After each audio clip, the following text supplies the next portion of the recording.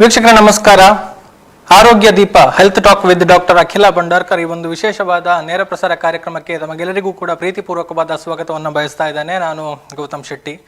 ಸುದ್ದಿಯ ಮೂಲಕ ಅನೇಕ ಕಾರ್ಯಕ್ರಮಗಳು ಮೂಡಿ ಬರ್ತಾ ಇರುವಂತದ್ದನ್ನ ತಾವು ಗಮನಿಸಬಹುದು. ಅದರಲ್ಲೂ ಕೂಡ ಈಗ ಆರೋಗ್ಯ ಕ್ಷೇತ್ರಕ್ಕೆ ಸಂಬಂಧಪಟ್ಟ ಹಾಗೆ ಒಂದಷ್ಟು ವಿಶೇಷವಾಗಿ ಉತ್ತೇಜನಗಳು ಸಿಗ್ತಾ ಇರುವಂತಹ ಸಂದರ್ಭದಲ್ಲಿ ಜನಸಾಮಾನ್ಯರ ಆರೋಗ್ಯದ ಬಗ್ಗೆ ಒಂದಷ್ಟು ಕಾಳಜಿಯನ್ನ ರೂಪಿಸಬೇಕು. ಆ ಮೂಲಕ ಒಂದಷ್ಟು ತಜ್ಞ ವೈದ್ಯರ ಮೂಲಕ ಒಂದಷ್ಟು ಆರೋಗ್ಯ ಸಮಸ್ಯೆಗಳ ಬಗ್ಗೆ ಬೆಳಕು ಚೆಲ್ಲುವ ಜೊತೆಗೆ ಅವುಗಳಿಂದ ಪಾರಾಗೋದಕ್ಕೆ ಇರುವಂತಹ ಉಪಾಯಗಳೇನು, ಮಾರ್ಗೋಪಾಯಗಳೇನು ಅನ್ನುವಂಥ ಬಗ್ಗೆ ತಿಳಿಸಿಕೊಡುವಂತ ನೆಲೆಯಲ್ಲಿ ಈ ಒಂದು ಕಾರ್ಯಕ್ರಮ ಮೂಡಿ ಬರ್ತಾ ಇದೆ. ಅದರಲ್ಲಿ ಈ ಆರೋಗ್ಯ ದೀಪ ಎನ್ನುವಂತಹ ಸಂಚಿಕೆ ಇವತ್ತಿನ ಮೂಲಕ ಚಾಲನೆಯನ್ನ ಪಡೆದುಕೊಳ್ತಾ ಇದೆ. ಅಂದ್ರೆ ಇವತ್ತು ಚಾಲನೆಯನ್ನ ಪಡೆದುಕೊಂಡು ಮುಂದೆ ನಿರಂತರವಾಗಿ ಒಂದು 6 ತಿಂಗಳಿಂದ 1 ವರ್ಷದವರೆಗೆ ಮೂಡಿ ಬರಲಿದೆ ಅನ್ನುವಂಥ ಒಂದು ಮಾತುಗಳನ್ನು ಹೇಳ್ತಾ ಈ ಒಂದು ಸಂಚಿಕೆಯಲ್ಲಿ ಕೂಡ ಒಂದಷ್ಟು ಆರೋಗ್ಯ ಸಮಸ್ಯೆಗಳು, ಅದರಲ್ಲಿ ಆಗಿರುವಂಥ ಇತ್ತೀಚಿನ ಬದಲಾವಣೆಗಳು, ಅವುಗಳ ಚಿಕಿತ್ಸೆಯ ವಿಚಾರದಲ್ಲಿ ಬಂದಿರುವಂತಹ ಒಂದಷ್ಟು ಹೊಸ ವಿಚಾರಗಳನ್ನು ತಿಳಿಸಿಕೊಡುವಂಥ ನೆಲೆಯಲ್ಲಿ ಈ ಒಂದು ಕಾರ್ಯಕ್ರಮವನ್ನು ರೂಪಿಸ್ತಾ ಇದ್ದೇವೆ ಅನ್ನುವಂಥದ್ದು. ಸೊ ಈಗಾಗಲೇ ತಮಗೆ ಗೊತ್ತಾಗಿದೆ, ಈ ಒಂದು ಕಾರ್ಯಕ್ರಮದಲ್ಲಿ ನಮಗೆ ಮಾಹಿತಿಯನ್ನು ಹಂಚಿಕೊಳ್ಳೋದಕ್ಕೆ ಬರ್ತಾ ಇರೋರು ಯಾರು ಅನ್ನುವಂಥದ್ದು ಡಾಕ್ಟರ್ ಅಖಿಲ ಭಂಡಾರ್ಕರ್ ಅವರು. ಮಂಗಳೂರಿನ KS ಹೆಗ್ಡೆ ಮೆಡಿಕಲ್ ಕಾಲೇಜ್ನಲ್ಲಿ ಕನ್ಸಲ್ಟೆಂಟ್ ಎಂಡೋಕ್ರೈನಾಲಜಿಸ್ಟ್ ಆಗಿ ಸೇವೆಯನ್ನು ಸಲ್ಲಿಕೆ ಮಾಡ್ತಾ ಇರುವಂತಹ ಇವರು ಪ್ರತಿ ತಿಂಗಳ ಮೊದಲ ವಾರದ ಶುಕ್ರವಾರ ಪುತ್ತೂರಿನ ಪ್ರಗತಿ ಆಸ್ಪತ್ರೆಗೆ ಬಂದು ಪುತ್ತೂರು ಭಾಗದ ಜನತೆಗೂ ಕೂಡ ಸೇವೆಯನ್ನು ಒದಗಿಸಬೇಕು ಎನ್ನುವಂಥ ನೆಲೆಯಲ್ಲಿ ಬರ್ತಾ ಇದ್ದಾರೆ. ಅಂಥ ಸಂದರ್ಭದಲ್ಲಿ ಒಂದಷ್ಟು ಜನರಿಗೆ ಒಂದು ಮಾಹಿತಿಯನ್ನು ಒದಗಿಸುವಂಥ ನೆಲೆಯಲ್ಲಿ ಸುದ್ದಿಯ ಮೂಲಕ ನೇರ ಪ್ರಸಾರ ಕಾರ್ಯಕ್ರಮದಲ್ಲಿ ಒಂದು ವಿಶೇಷ ಸಂವಾದದಲ್ಲಿ ಭಾಗವಹಿಸ್ತಾರೆ ಅನ್ನುವಂಥದ್ದು. ಸೊ ಅವರ ಇನ್ನೊಂದಷ್ಟು ಪರಿಚಯವನ್ನ ಹೇಳುವುದಕ್ಕಿಂತ ಮುನ್ನ ಅವರನ್ನ ಪ್ರೀತಿಯಿಂದ ಕಾರ್ಯಕ್ರಮಕ್ಕೆ ಸ್ವಾಗತಿಸ್ತಾ ಇದ್ದೇನೆ. ಡಾಕ್ಟರ್, ಕಾರ್ಯಕ್ರಮಕ್ಕೆ ಸ್ವಾಗತ. ತುಂಬ ಧನ್ಯವಾದ. ಎಸ್, ನೋಡಬಹುದು ಡಾಕ್ಟರ್ ಅಖಿಲ ಭಂಡಾರ್ಕರ್ ಅವರು ಈಗಾಗಲೇ ನಾನು ಹೇಳಿದ ಹಾಗೆ ಮಂಗಳೂರಿನ KS ಹೆಗ್ಡೆ ಮೆಡಿಕಲ್ ಕಾಲೇಜ್ನಲ್ಲಿ ಕನ್ಸಲ್ಟೆಂಟ್ ಎಂಡೋಕ್ರೈನಾಲಜಿಸ್ಟ್ ಆಗಿ ಸೇವೆಯನ್ನು ಸಲ್ಲಿಕೆ ಮಾಡ್ತಾ ಇದ್ದಾರೆ. ಅದರ ಜೊತೆಗೆ ಪುತ್ತೂರಿನ ಪ್ರಗತಿ ಆಸ್ಪತ್ರೆಗೆ ಪ್ರತಿ ತಿಂಗಳ ಪ್ರಥಮ ಶುಕ್ರವಾರ ಬರ್ತಾರೆ ಅನ್ನುವಂಥದ್ದು. ಅಪರಾಹ್ನ 1:30ರಿಂದ 3:30ರವರೆಗೆ ಪ್ರಗತಿ ಆಸ್ಪತ್ರೆಯಲ್ಲಿ ಇವರು ಸಂದರ್ಶನಕ್ಕೆ ಲಭ್ಯರಿರ್ತಾರೆ. ಅವರು ಯಾವ ಸಂಖ್ಯೆಯಲ್ಲಿ ಲಭ್ಯರಿರ್ತಾರೆ ಅಂದರೆ ಅವರ ಅಪಾಯಿಂಟ್ಮೆಂಟ್ ಅನ್ನು ಹೇಗೆ ಪಡೆದುಕೊಳ್ಬಹುದು ಅನ್ನುವಂಥದ್ದನ್ನು ಕೂಡ ನಾವು ನಂಬರನ್ನು ನಿಮಗೆ ಡಿಸ್ಪ್ಲೇ ಮಾಡ್ತೇವೆ, ಆ ಮೂಲಕ ನೀವು ನೋಟ್ ಮಾಡಿಕೊಳ್ಬಹುದು ಅನ್ನುವಂಥದ್ದು. ಡಾಕ್ಟರ್ ಅಖಿಲ ಭಂಡಾರ್ಕರ್ ಅವರು ಹಲವು ವಿಚಾರಗಳಲ್ಲಿ ಪರಿಣತಿಯನ್ನ ಪಡೆದಿರುವಂಥವರು. ಏನು MBBS MD ಜೊತೆಗೆ DM ಎಂಡೋಕ್ರೈನಾಲಜಿ ಒಂದು ಪದವಿಯನ್ನ ಅಥವಾ ಒಂದು ಸರ್ಟಿಫಿಕೇಟ್ ಅನ್ನ ಪಡೆದುಕೊಂಡಿರುವಂಥವರು. ಇನ್ನು ಮಧುಮೇಹ ಇರ್ಬೋದು, ಥೈರಾಯ್ಡ್ ಇರ್ಬೋದು, ಒಬೆಸಿಟಿ ಇರ್ಬೋದು, ಮೂಳೆಯ ಆರೋಗ್ಯ ಮತ್ತು ಅಸ್ಥಿ ರಂಧ್ರತೆ ಆಸ್ಟಿಯೋಫೋರೋಸಿಸ್ ಅಂತ ನಾವು ಏನು ಹೇಳ್ತೇವೆ, ಅದೇ ರೀತಿ ಹೆಣ್ಣು ಮಕ್ಕಳಲ್ಲಿ ಕಾಣಿಸುವಂತಹ ಒಂದು ಮುಟ್ಟಿನ ಸಮಸ್ಯೆಗಳಿರ್ಬೋದು, ತೊಂದರೆಗಳಿರ್ಬೋದು, ಅಥವಾ ಪ್ರೌಢಾವಸ್ಥೆಗೆ ಬರುವಂಥ ಸಂದರ್ಭದಲ್ಲಿ ಮೈ ನೆರೆಯುವಂತಹ ಸಮಸ್ಯೆಗಳಿರ್ಬೋದು, ಮತ್ತೆ ಬೆಳವಣಿಗೆ ಇರ್ಬೋದು, ಅದೇ ರೀತಿ ಅಧಿಕ ಕೊಬ್ಬಿನ ಸಮಸ್ಯೆ ಅದರ ಒಂದು ವಿಚಾರ ಇರ್ಬೋದು, ಇನ್ನು ಕೂದಲಿನ ಒಂದು ಅಸಹಜ ಬೆಳವಣಿಗೆಗಳು ದೇಹದಲ್ಲಿ ಕಂಡು ಬರುವಂಥದ್ದು, ಅದೇ ರೀತಿ PCOD, ಈ ಎಲ್ಲ ವಿಚಾರಗಳ ಬಗ್ಗೆ ವಿಶೇಷವಾದ ಪರಿಣತಿಯನ್ನು ಹೊಂದಿರುವಂತಹ ಅಖಿಲ ಭಂಡಾರ್ಕರ್ ಅವರು ಈ ಎಲ್ಲ ವಿಚಾರಗಳಿಗೆ ಸಂಬಂಧಪಟ್ಟ ಹಾಗೆ ಮಾಹಿತಿಯನ್ನು ಕೊಡ್ತಾ ಹೋಗ್ತಾರೆ. ಆದರೆ ಇವತ್ತಿನ ಸಂಚಿಕೆ ಪ್ರಥಮ ಸಂಚಿಕೆ ಆಗಿರೋದ್ರಿಂದ ಮೊದಲನೆಯದಾಗಿ ಈ ಎಂಡೋಕ್ರೈನಾಲಜಿ ಅಂದ್ರೆ ಏನು ಅನ್ನುವಂಥದ್ದನ್ನು ನಮಗೆ ವಿಶೇಷವಾಗಿ ತಿಳಿಸಿಕೊಡ್ತಾರೆ. ಅದೇ ರೀತಿ ಮುಂದಿನ 6 ತಿಂಗಳ ಕಾಲ ಮೂಡಿ ಬರುವಂತಹ ಕಾರ್ಯಕ್ರಮದಲ್ಲಿ ಪ್ರತಿ ಒಂದು ವಿಭಾಗದ ವಿಚಾರಗಳ ಬಗ್ಗೆ ವಿಶೇಷವಾಗಿ ಮಾಹಿತಿಯನ್ನು ಕೊಡ್ತಾ ಹೋಗ್ತಾರೆ ಅನ್ನುವಂಥದ್ದನ್ನು ಹೇಳ್ತಾ ಮತ್ತೊಮ್ಮೆ ಡಾಕ್ಟರ್ ಅವರನ್ನ ಕಾರ್ಯಕ್ರಮಕ್ಕೆ ಸ್ವಾಗತಿಸ್ತಾ, ಬಹುಶಃ ಎಂಡೋಕ್ರೈನಾಲಜಿ ಅನ್ನುವಂಥ ಪದ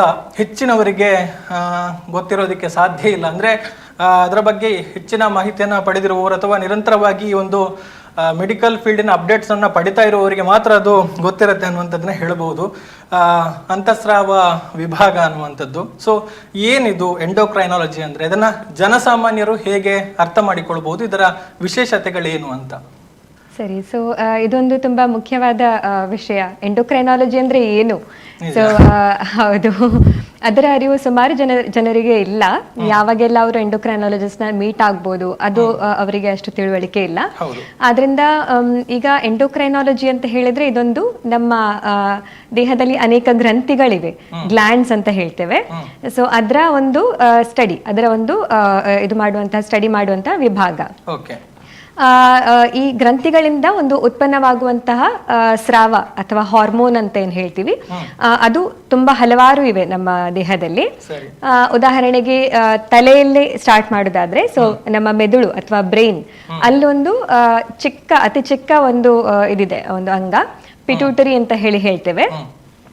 ಸೊ ಅದರಿಂದ ನಮಗೆ ಹಲವಾರು ಒಂದು 5 ರಿಂದ 6 ಹಾರ್ಮೋನ್ಸ್ ಅಥವಾ ಸ್ರಾವ ಅಲ್ಲಿಂದ ಬರ್ತದೆ. ಓಕೆ. ಅದು ನಮ್ಮ ಇಡೀ ಒಂದು ದೇಹದ ತುಂಬಾ ಕಂಟ್ರೋಲಿಂಗ್ ಅಂತ ಹೇಳ್ಬೋದು, ಪ್ರಮುಖವಾದ ಒಂದು ಅಂಗ. ನೋಡ್ಲಿಕ್ಕೆ ತುಂಬಾ ಚಿಕ್ಕದಿದ್ರು ಸಹ ಅದೊಂದು ತುಂಬಾ ಪ್ರಮುಖವಾದ ಅಂಗ. ನಮ್ಮ ಚಿಕ್ಕನಿಂದ ಬೆಳವಣಿಗೆ ಹಿಡ್ಕೊಂಡು ಪ್ರೌಢಾವಸ್ಥೆಯಿಂದ ಹಿಡ್ಕೊಂಡು ಆಮೇಲೆ ಗರ್ಭಿಣಿ ಅವಸ್ಥೆಗೆ, ಈವನ್ ಗಂಡಸರಲ್ಲಿ ಸಹ ಹೆಂಗಸರಲ್ಲಿ ಸಹ ಇಬ್ಬರಲ್ಲಿ ಸಹ ಒಂದು ಪ್ರೌಢಾವಸ್ಥೆಗೆ ಬೇಕು, ಪ್ರೆಗ್ನೆನ್ಸಿಗೆ ಬೇಕು, ಮತ್ತೆ ಮುಂದೆ ನಮ್ಮ ಎಲುಬಿನ ಒಂದು ಸ್ಟ್ರೆಂತ್ಗೆ ಬೇಕು. ಸೊ ಥ್ರೂ ಔಟ್ ನಮ್ಮ ಜೀವನ ಪರ್ಯಂತ ಒಂದು ಕಂಟ್ರೋಲ್ ಮಾಡುವಂತ ಒಂದು ಪ್ರಮುಖವಾದ ಅಂಗ ಈ ಪಿಟ್ಯೂಟರಿ, ತುಂಬಾ ಚಿಕ್ಕದದು. ಸೊ ಅದರ ನಂತರ ನಮ್ಮ ಕತ್ತಿನ ಒಂದು ಈ ಕುತ್ತಿಗೆ ಜಾಗದಲ್ಲಿ ನೀವು ನೋಡ್ತಾ ಇರ್ಬೋದು, ಮುಂದೆ ತುಂಬಾ ಒಂದು ಫೇಮಸ್ ಆದಂತಹ ಒಂದು ಗ್ರಂಥಿ ಅಂತ ಹೇಳ್ಬೋದು ಥೈರಾಯ್ಡ್. ಹೌದು. ಸೊ ಎಲ್ಲಾರ್ಗೂ ಈಗ ಎಂಡೋಕ್ರೈನ್ ಅಂತ ಹೇಳಿದ ತಕ್ಷಣ ಕಡಿಮೆ ಅಂದ್ರೆ ಥೈರಾಯ್ಡ್ ಬಗ್ಗೆ ಗೊತ್ತಿರ್ತದೆ ಹಾಗೆ. ಸೊ ಅದೊಂದು ತುಂಬಾ ಕಾಮನ್ ಆರ್ಗನ್, ಮತ್ತೆ ಅದ್ರ ಬಗ್ಗೆ ನಾವು ಡೀಟೇಲ್ ಆಗಿ ಹೇಳುವ ಮುಂದೆ. ಅದರ ಪಕ್ಕವೇ ಒಂದು ಚಿಕ್ಕ ಇನ್ನೊಂದು ಪ್ಯಾರಾಥೈರಾಯ್ಡ್ ಅಂತ ಇದೆ. ಸೊ ಥೈರಾಯ್ಡ್ ಮತ್ತೆ ಪ್ಯಾರಾಥೈರಾಯ್ಡ್, ಹೌದು, ಇದೆರಡು ಕುತ್ತಿಗೆಯಲ್ಲಿರುವಂತಹ 2 ಗ್ಲ್ಯಾಂಡ್ಸ್. ಸೊ ಆ ಪ್ಯಾರಾಥೈರಾಯ್ಡ್ ನಮ್ಮ ಒಂದು ಎಲುಬಿನ ಒಂದು ಸಂರಕ್ಷಣೆ ಅಂತ ಹೇಳ್ಬೋದು, ಎಲುಬಿನ ಒಂದು ಕಂಟಿನ್ಯೂಸ್ ಚಟುವಟಿಕೆ, ಸ್ಟ್ರೆಂತ್, ಒಂದು ಆರೋಗ್ಯ ಏನಿದೆ ಅದಕ್ಕೆ ಒಂದು ಬೇಕಾಗಿರುವಂತ ಅಂಗ. ನಂತರ ಕೆಳಗಡೆ ಬರುವಾಗ ಒಂದು ಚಿಕ್ಕ ಥೈಮಸ್ ಅಂತ ಇದೆ, ಅಲ್ಲಿ ಒಂದು ಮಾರ್ಕ್ ಮಾಡಿದ್ದಾರೆ. ಅದನ್ನ ತುಂಬಾ ಎಂಡೋಕ್ರೈನಾಲಜಿಕಲ್ ಆರ್ಗನ್ ಅಂತ ಹೇಳೋದು ಕಷ್ಟ, ಒಂದು ತುಂಬಾ ಚಿಕ್ಕ ರೋಲ್ ಅದ್ರದ್ದು. ಸೊ ಇನ್ನು ಕೆಳಗಡೆ ಬರ್ತಾ ಹೊಟ್ಟೆಯಲ್ಲಿ ಒಂದು ಪ್ಯಾನ್ಕ್ರಿಯಾಸ್ ಅಂತ ಹೇಳಿ ಗ್ರಂಥಿ ಇದೆ. ಇದು ಒಂದು ತುಂಬಾ ಪ್ರಮುಖವಾದಂತಹ ಅಂಗ. ಮತ್ತೆ ಡಯಾಬಿಟೀಸ್ ಅಂತ ಹೇಳಿ ನಾವೇನು ಕೇಳ್ತೇವೆ ಸರ್ವೇ ಸಾಮಾನ್ಯವಾಗಿ. ಸೊ ಆ ಪ್ಯಾನ್ಕ್ರಿಯಾಸ್ ಇಂದ ಬರುವಂತಹ ಒಂದು ಉತ್ಪನ್ನ ಇನ್ಸುಲಿನ್, ಅದರಿಂದ ಒಂದು ಈ ಡಯಾಬಿಟೀಸ್ ಅಥವಾ ಒಂದು ನಾರ್ಮಲ್ ಶುಗರ್ ಕಂಟ್ರೋಲ್ ಆಗುವಂತಹ ಒಂದು ಅದು ಗ್ರಂಥಿ, ಅಲ್ಲಿಂದ ಒಂದು ಕಂಟ್ರೋಲ್ ಮಾಡ್ತದೆ ಅದು. ನಂತರ ಅದರ ಕೆಳಗಡೆ ಬರ್ತಾ ಕಿಡ್ನಿಯ ಮೇಲೆ, 2 ಕಿಡ್ನಿಯ ಮೇಲೆ ಚಿಕ್ಕ ಚಿಕ್ಕ ಅಡ್ರಿನಲ್ ಅಂತ ಹೇಳಿ ಒಂದು ಗ್ರಂಥಿ ಇದೆ.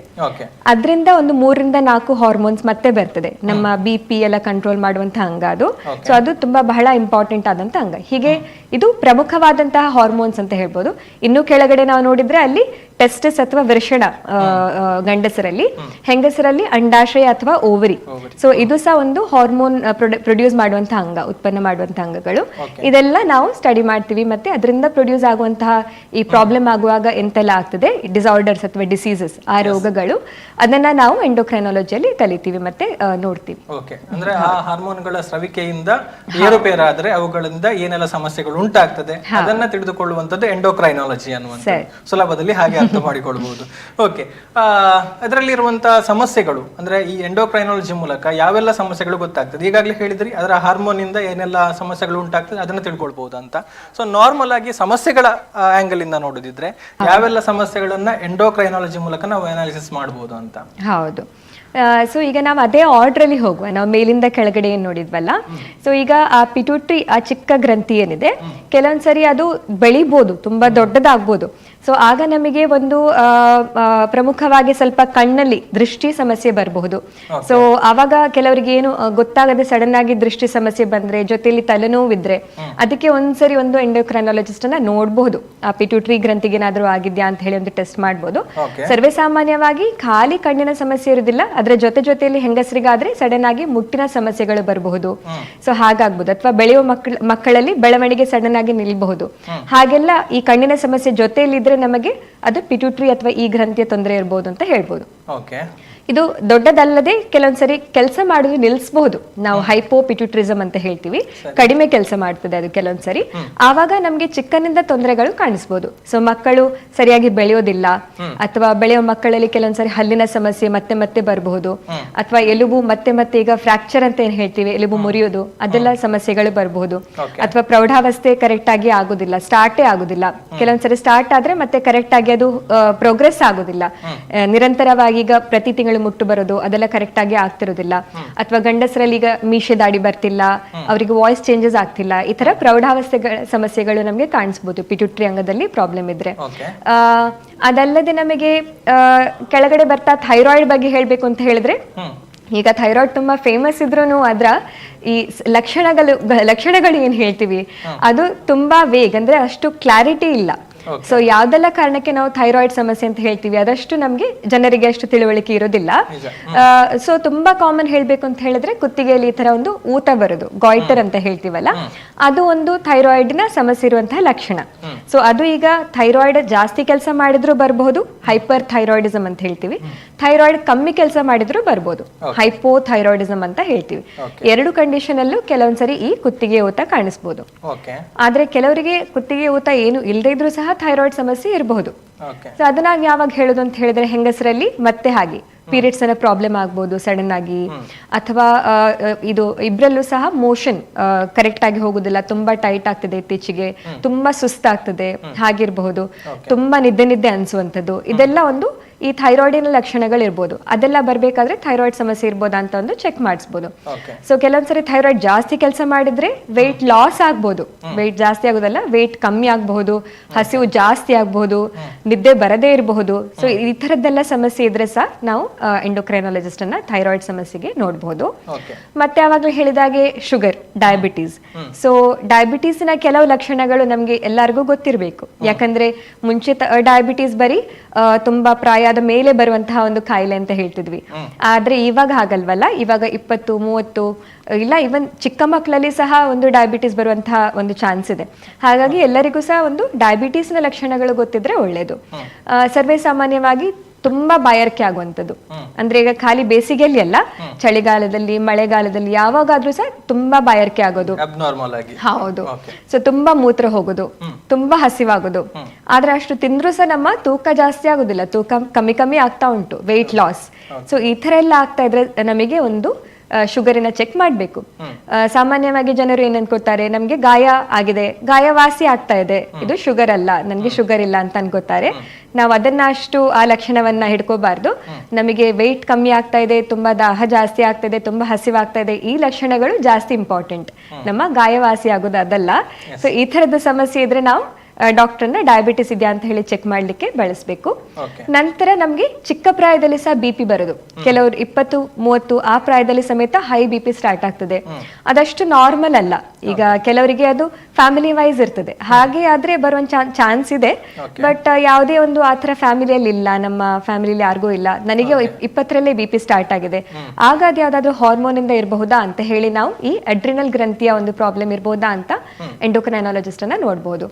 ಮತ್ತೆ ಲಾಸ್ಟ್ ಆರ್ಗನ್ಸ್, ಇಬ್ಬರಲ್ಲಿ ಸಹ ಒಂದು ರಿಪ್ರೊಡಕ್ಷನ್ ಮಾಡುವಂತಹ ಆರ್ಗನ್ಸ್, ವೃಷಣ ಮತ್ತು ಅಂಡಾಶಯ. ಸೊ ಈಗ ಪ್ರೆಗ್ನೆನ್ಸಿಯಲ್ಲಿ ಕಷ್ಟ ಆಗ್ತಿರ್ಬೋದು, ಅಥವಾ ಪೀರಿಯಡ್ಸ್ ಕರೆಕ್ಟ್ ಆಗಿ ಆಗ್ತಿಲ್ಲ, ಗಂಡಸರಿಗಾದ್ರೂ ಸಹ ಅವರ ಸೈಡ್ ಇಂದ ಏನೋ ಪ್ರೆಗ್ನೆನ್ಸಿಗೆ ಪ್ರಾಬ್ಲಮ್ ಆಗ್ತಾ ಇದೆ. ಸೊ ಅವಾಗೆಲ್ಲ ನಾವು ಈ ಅಂಡಾಶಯ ಮತ್ತೆ ವೃಷಣದ ಹಾರ್ಮೋನ್ ಟೆಸ್ಟ್ ಗಳನ್ನ ಮಾಡಬಹುದು.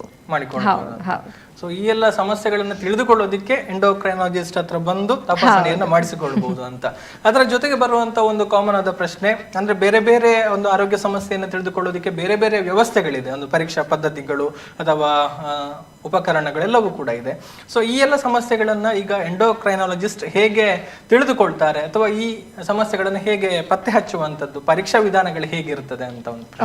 ಓಕೆ ಸಾಧಾರಣ ಈಗ ಹೇಳಿದ ಎಲ್ಲಾ ಒಂದು ಪ್ರಾಬ್ಲಮ್ಸ್ ಏನಿದೆ, ಏನು ಸಮಸ್ಯೆಗಳಿದೆ ಅಲ್ಲ, ಅದಕ್ಕೆ ಒಂದು ಮೆಜಾರಿಟಿ ಆಫ್ ದ ಕೇಸಸ್ ಅಲ್ಲಿ ರಕ್ತ ಪರೀಕ್ಷೆ ಸಾಕಾಗ್ತದೆ. ಆದ್ರೆ ರಕ್ತ ಪರೀಕ್ಷೆಯಲ್ಲಿ ನಮಗೆ ಹಲವಾರು ರಕ್ತ ಪರೀಕ್ಷೆಗಳಿವೆ, ಒಂದು ಎರಡಲ್ವಲ್ಲ. ಕೆಲವುದಕ್ಕೆ ನಮ್ಗೆ ಖಾಲಿ ಹೊಟ್ಟೆಯಲ್ಲೇ ತಗೋಬೇಕು, ಅಂದ್ರೆ ಬರೀ ಹೊಟ್ಟೆಯಲ್ಲಿ ಯಾವುದೇ ತಿಂಡಿ ತಗೊಳ್ಳದೆ ಹಾಗೆ ಟೆಸ್ಟ್ ಮಾಡಬೇಕು. ಹಾಗಾಗಿ ನಮ್ಗೆ ಪ್ರತಿಯೊಂದು ಟೆಸ್ಟ್ಗೆ ಸ್ವಲ್ಪ ಡಿಟೇಲ್ ಆಗಿ ಹೇಳೋದು ಕಷ್ಟ. ಆದ್ರೆ ಯಾರಿಗಾದ್ರೂ ನಮ್ಗೆ ಡಾಕ್ಟರ್ ಹತ್ರ ಬರುವಾಗ್ಲೇ ರಿಪೋರ್ಟ್ಸ್ ತಗೊಂಡ್ ಬರ್ಬೇಕು ಅಂತ ಇದ್ರೆ ಯಾವುದೇ ನಮ್ಗೆ ಅಂತ ಪರ್ಟಿಕ್ಯುಲರ್ ನೋಡದೆ ಬರೀ ಹೊಟ್ಟೆಲೆ ಟೆಸ್ಟ್ ಮಾಡಿ ಬರೋದು ಒಳ್ಳೇದು. ಈಗ ಉದಾಹರಣೆಗೆ ಶುಗರ್ ಪರೀಕ್ಷೆ ಮಾಡ್ಬೇಕು, ಅಥವಾ ಕೊಲೆಸ್ಟ್ರಾಲ್ ನೋಡ್ಬೇಕು, ಅಥವಾ ಥೈರಾಯ್ಡ್ ನೋಡ್ಬೇಕು. ಪ್ರತಿಯೊಂದಕ್ಕೂ ನಮ್ಗೆ ಆಕ್ಚುಲಿ ಖಾಲಿ ಹೊಟ್ಟೆ ಬೇಡ, ಆದ್ರೂ ಸಹ ನಿಮ್ಗೆ ಅದರ ತಿಳುವಳಿಕೆ ಇಲ್ಲದೆ ಇದ್ರೆ ರಾತ್ರಿ ಊಟ ಆದ ಮೇಲೆ ಬೆಳಗ್ಗೆ ಖಾಲಿ ನೀರು ಕುಡಿಬಹುದು. ನೀರು ಸಹ ಕುಡಿಬಾರ್ದು ಅಂತ ಏನಿಲ್ಲ, ನೀರು ಕುಡ್ಕೊಂಡು ಟೀ ಕಾಫಿ ತಿಂಡಿ ಯಾವುದೇ ತಗೊಳ್ಳದೆ ರಕ್ತ ಪರೀಕ್ಷೆ ಕೊಟ್ಟು ಅದರ ರಿಪೋರ್ಟ್ಸ್ ನಮಗೆ ತಗೊಂಡು ಬರ್ಬೋದು. ಸ್ಪೆಷಲಿ ಥೈರಾಯ್ಡ್ ಕೇಸಸ್ ಅಲ್ಲಿ ನಮಗೆ ಈ ತರ ಊತ ಇದ್ರೆ, ಕ್ಲಿಯರ್ ಆಗಿ ಕಾಣಿಸ್ತಾ ಇದ್ರೆ, ಅದಕ್ಕೆ ಅಲ್ಟ್ರಾಸೌಂಡ್ ಮಾಡಿಸ್ಕೊಂಡು ಬರಬಹುದು. ಅಲ್ಟ್ರಾಸೌಂಡ್ ಸ್ಕ್ಯಾನಿಂಗ್ ಅಂತ ಹೇಳ್ತೀವಿ, ಅದನ್ನ ಮಾಡಿಸ್ಕೊಂಡು ಬರಬಹುದು. ಅಥವಾ PCOD ಅಂತ ಯಾರಿಗಾದ್ರೂ ನನ್ಗೆ ಅನ್ಸಿದ್ರೆ PCOD ಇರಬಹುದಾ, ನನ್ಗೆ ಮುಖದಲ್ಲಿ ಕೂದಲು ಬರ್ತಾ ಇದೆ, ಪೀರಿಯಡ್ ಸರಿ ಆಗ್ತಿಲ್ಲ, ಆಗ ನೀವಾಗೆ ಹೊಟ್ಟೆದು ಸ್ಕ್ಯಾನಿಂಗ್ ಮಾಡಿಸ್ಕೊಂಡು ಬರ್ಬೋದು. ಅಲ್ಟ್ರಾಸೌಂಡ್ ಸ್ಕ್ಯಾನಿಂಗ್ ಆದ್ರೂ ಮಾಡಿಸ್ಕೊಂಡು ಬರ್ಬೋದು. ಅಥವಾ ಡೌಟ್ಫುಲ್ ಆಗಿದ್ರೆ, ಡೌಟ್ ಇದ್ರೆ ನೇರವಾಗಿ ಡಾಕ್ಟರ್ ಕನ್ಸಲ್ಟ್ ಮಾಡಿ ಅವರ ಸೂಚನೆಯನ್ನ ತಿಳಿದುಕೊಂಡು ಮತ್ತೆ ಅದಕ್ಕೆ ಅದು ಮಾಡುದು ಬೆಸ್ಟ್ ಆಕ್ಚುಲಿ. ಆ ತರ ಮಾಡಿದ್ರೆ ನಾವು ಯಾವ್ದಕ್ಕೆ ಖಾಲಿ ಹೊಟ್ಟೆ ಬೇಕು ಬೇಡ ಕರೆಕ್ಟ್ ಆದ ವಿಧಾನ ಹೇಳಿ ಮಾಡಿಸ್ಕೊಳ್ಬಹುದು. ಹೌದು, ಆ ಮೂಲಕ ಒಂದು ಎಕ್ಸಾಕ್ಟ್ ರೀಸನ್ ಎನ್ನುವಂಥದ್ದು ಗೊತ್ತಾಗುತ್ತೆ. ಓಕೆ, ಇನ್ನು ಥೈರಾಯ್ಡ್ ನ ವಿಚಾರಕ್ಕೆ ಬಂದ್ರೆ, ಈ ಥೈರಾಯ್ಡ್ ಅಲ್ಲಿ ಈಗಾಗಲೇ ಹೇಳಿದ್ರಿ ಅದನ್ನ ನಾವು ಹೀಗೆ ಅಂತ ಹೇಳೋದಿಕ್ಕೆ ಆಗೋದಿಲ್ಲ. ಅದರ ಒಂದು ಸ್ರವಿಕೆಯಲ್ಲಿ ಆಗಿರ್ಬೋದು, ಏರುಪೇರುಗಳು, ಅದರಲ್ಲಿ ಕಂಡು ಬರುವಂತಹ ಸಮಸ್ಯೆಗಳು ಯಾವುದು ಅನ್ನುವಂಥದ್ದನ್ನ ಹೀಗೆ ಅಂತ ಹೇಳೋದಿಕ್ಕೆ ಆಗೋದಿಲ್ಲ ಅಂತ. ಸೊ ಅದರಲ್ಲಿ ಈಗ ತಕ್ಕ ಮಟ್ಟಿಗೆ ಇರುವ ಹಾಗೆ, ಅಥವಾ ನೀವು ಈಗ ರಿಸರ್ಚ್ಗಳಾಗಿರ್ಬೋದು, ಸ್ಟಡೀಸ್ ಆಗಿರ್ಬೋದು, ಅಥವಾ ನೀವು ನೋಡಿರುವ ಹಾಗೆ ಇರುವಂತಹ ವಿಧಗಳು ಯಾವುದೆಲ್ಲ ಅಂತ, ಯಾವುದೆಲ್ಲ ಟೈಪ್ಸ್ ಇದೆ ಅಂತ? ಓಕೆ ಓಕೆ ಸೊ ಈಗ ನಾವು ಥೈರಾಯ್ಡ್ ಅಲ್ಲಿ ಹಲವಾರಿದೆ. ಆದ್ರೆ ನಮ್ಗೆ ಒಂದು ಪೇಷಂಟ್ ಪರ್ಸ್ಪೆಕ್ಟಿವ್ ಅಂದ್ರೆ ಸಾಮಾನ್ಯ ಜನರಿಗೆ ಏನ್ ಗೊತ್ತಿರಬೇಕು ಅದನ್ನ ಇವತ್ತು ಹೇಳ್ತೇವೆ. ಸೊ ಒಂದು ಸಾಮಾನ್ಯವಾಗಿ ಥೈರಾಯ್ಡ್ ಅಲ್ಲಿ 2 ವಿಧ. ಒಂದು ಅಂಗಾಂಗ ಏನ್ ಮಾಡ್ಬೋದು, ಜಾಸ್ತಿ ಕೆಲಸ ಮಾಡ್ಬೋದು ಅಬ್ನಾರ್ಮಲ್ ಆಗಿ, ಒಂದು ಸರಿಯಾಗದೆ, ಅಥವಾ ಕಮ್ಮಿ ಕೆಲಸ ಮಾಡ್ಬೋದು. ಇದು ಖಾಲಿ ಥೈರಾಯ್ಡಿಗಲ್ಲ, ಅಂಗಾಂಗದ ಯಾವುದೇ ಭಾಗಕ್ಕೂ ಇದೇ ತರ ಲಾಗು ಇರುವಂತದ್ದು, ಕಮ್ಮಿ ಅಥವಾ ಜಾಸ್ತಿ ಕೆಲಸ. ಸೊ ಈ 2ರಲ್ಲಿ ಯಾವುದು ತುಂಬಾ ಕಾಮನ್, ಒಂದು 50 to 60% ಜನರಲ್ಲಿ ಇರುವಂತದ್ದು ಹೈಪೋಥೈರಾಯ್ಡಿಸಮ್. ಥೈರಾಯ್ಡ್ ಕಮ್ಮಿ ಕೆಲಸ ಮಾಡ್ತದೆ.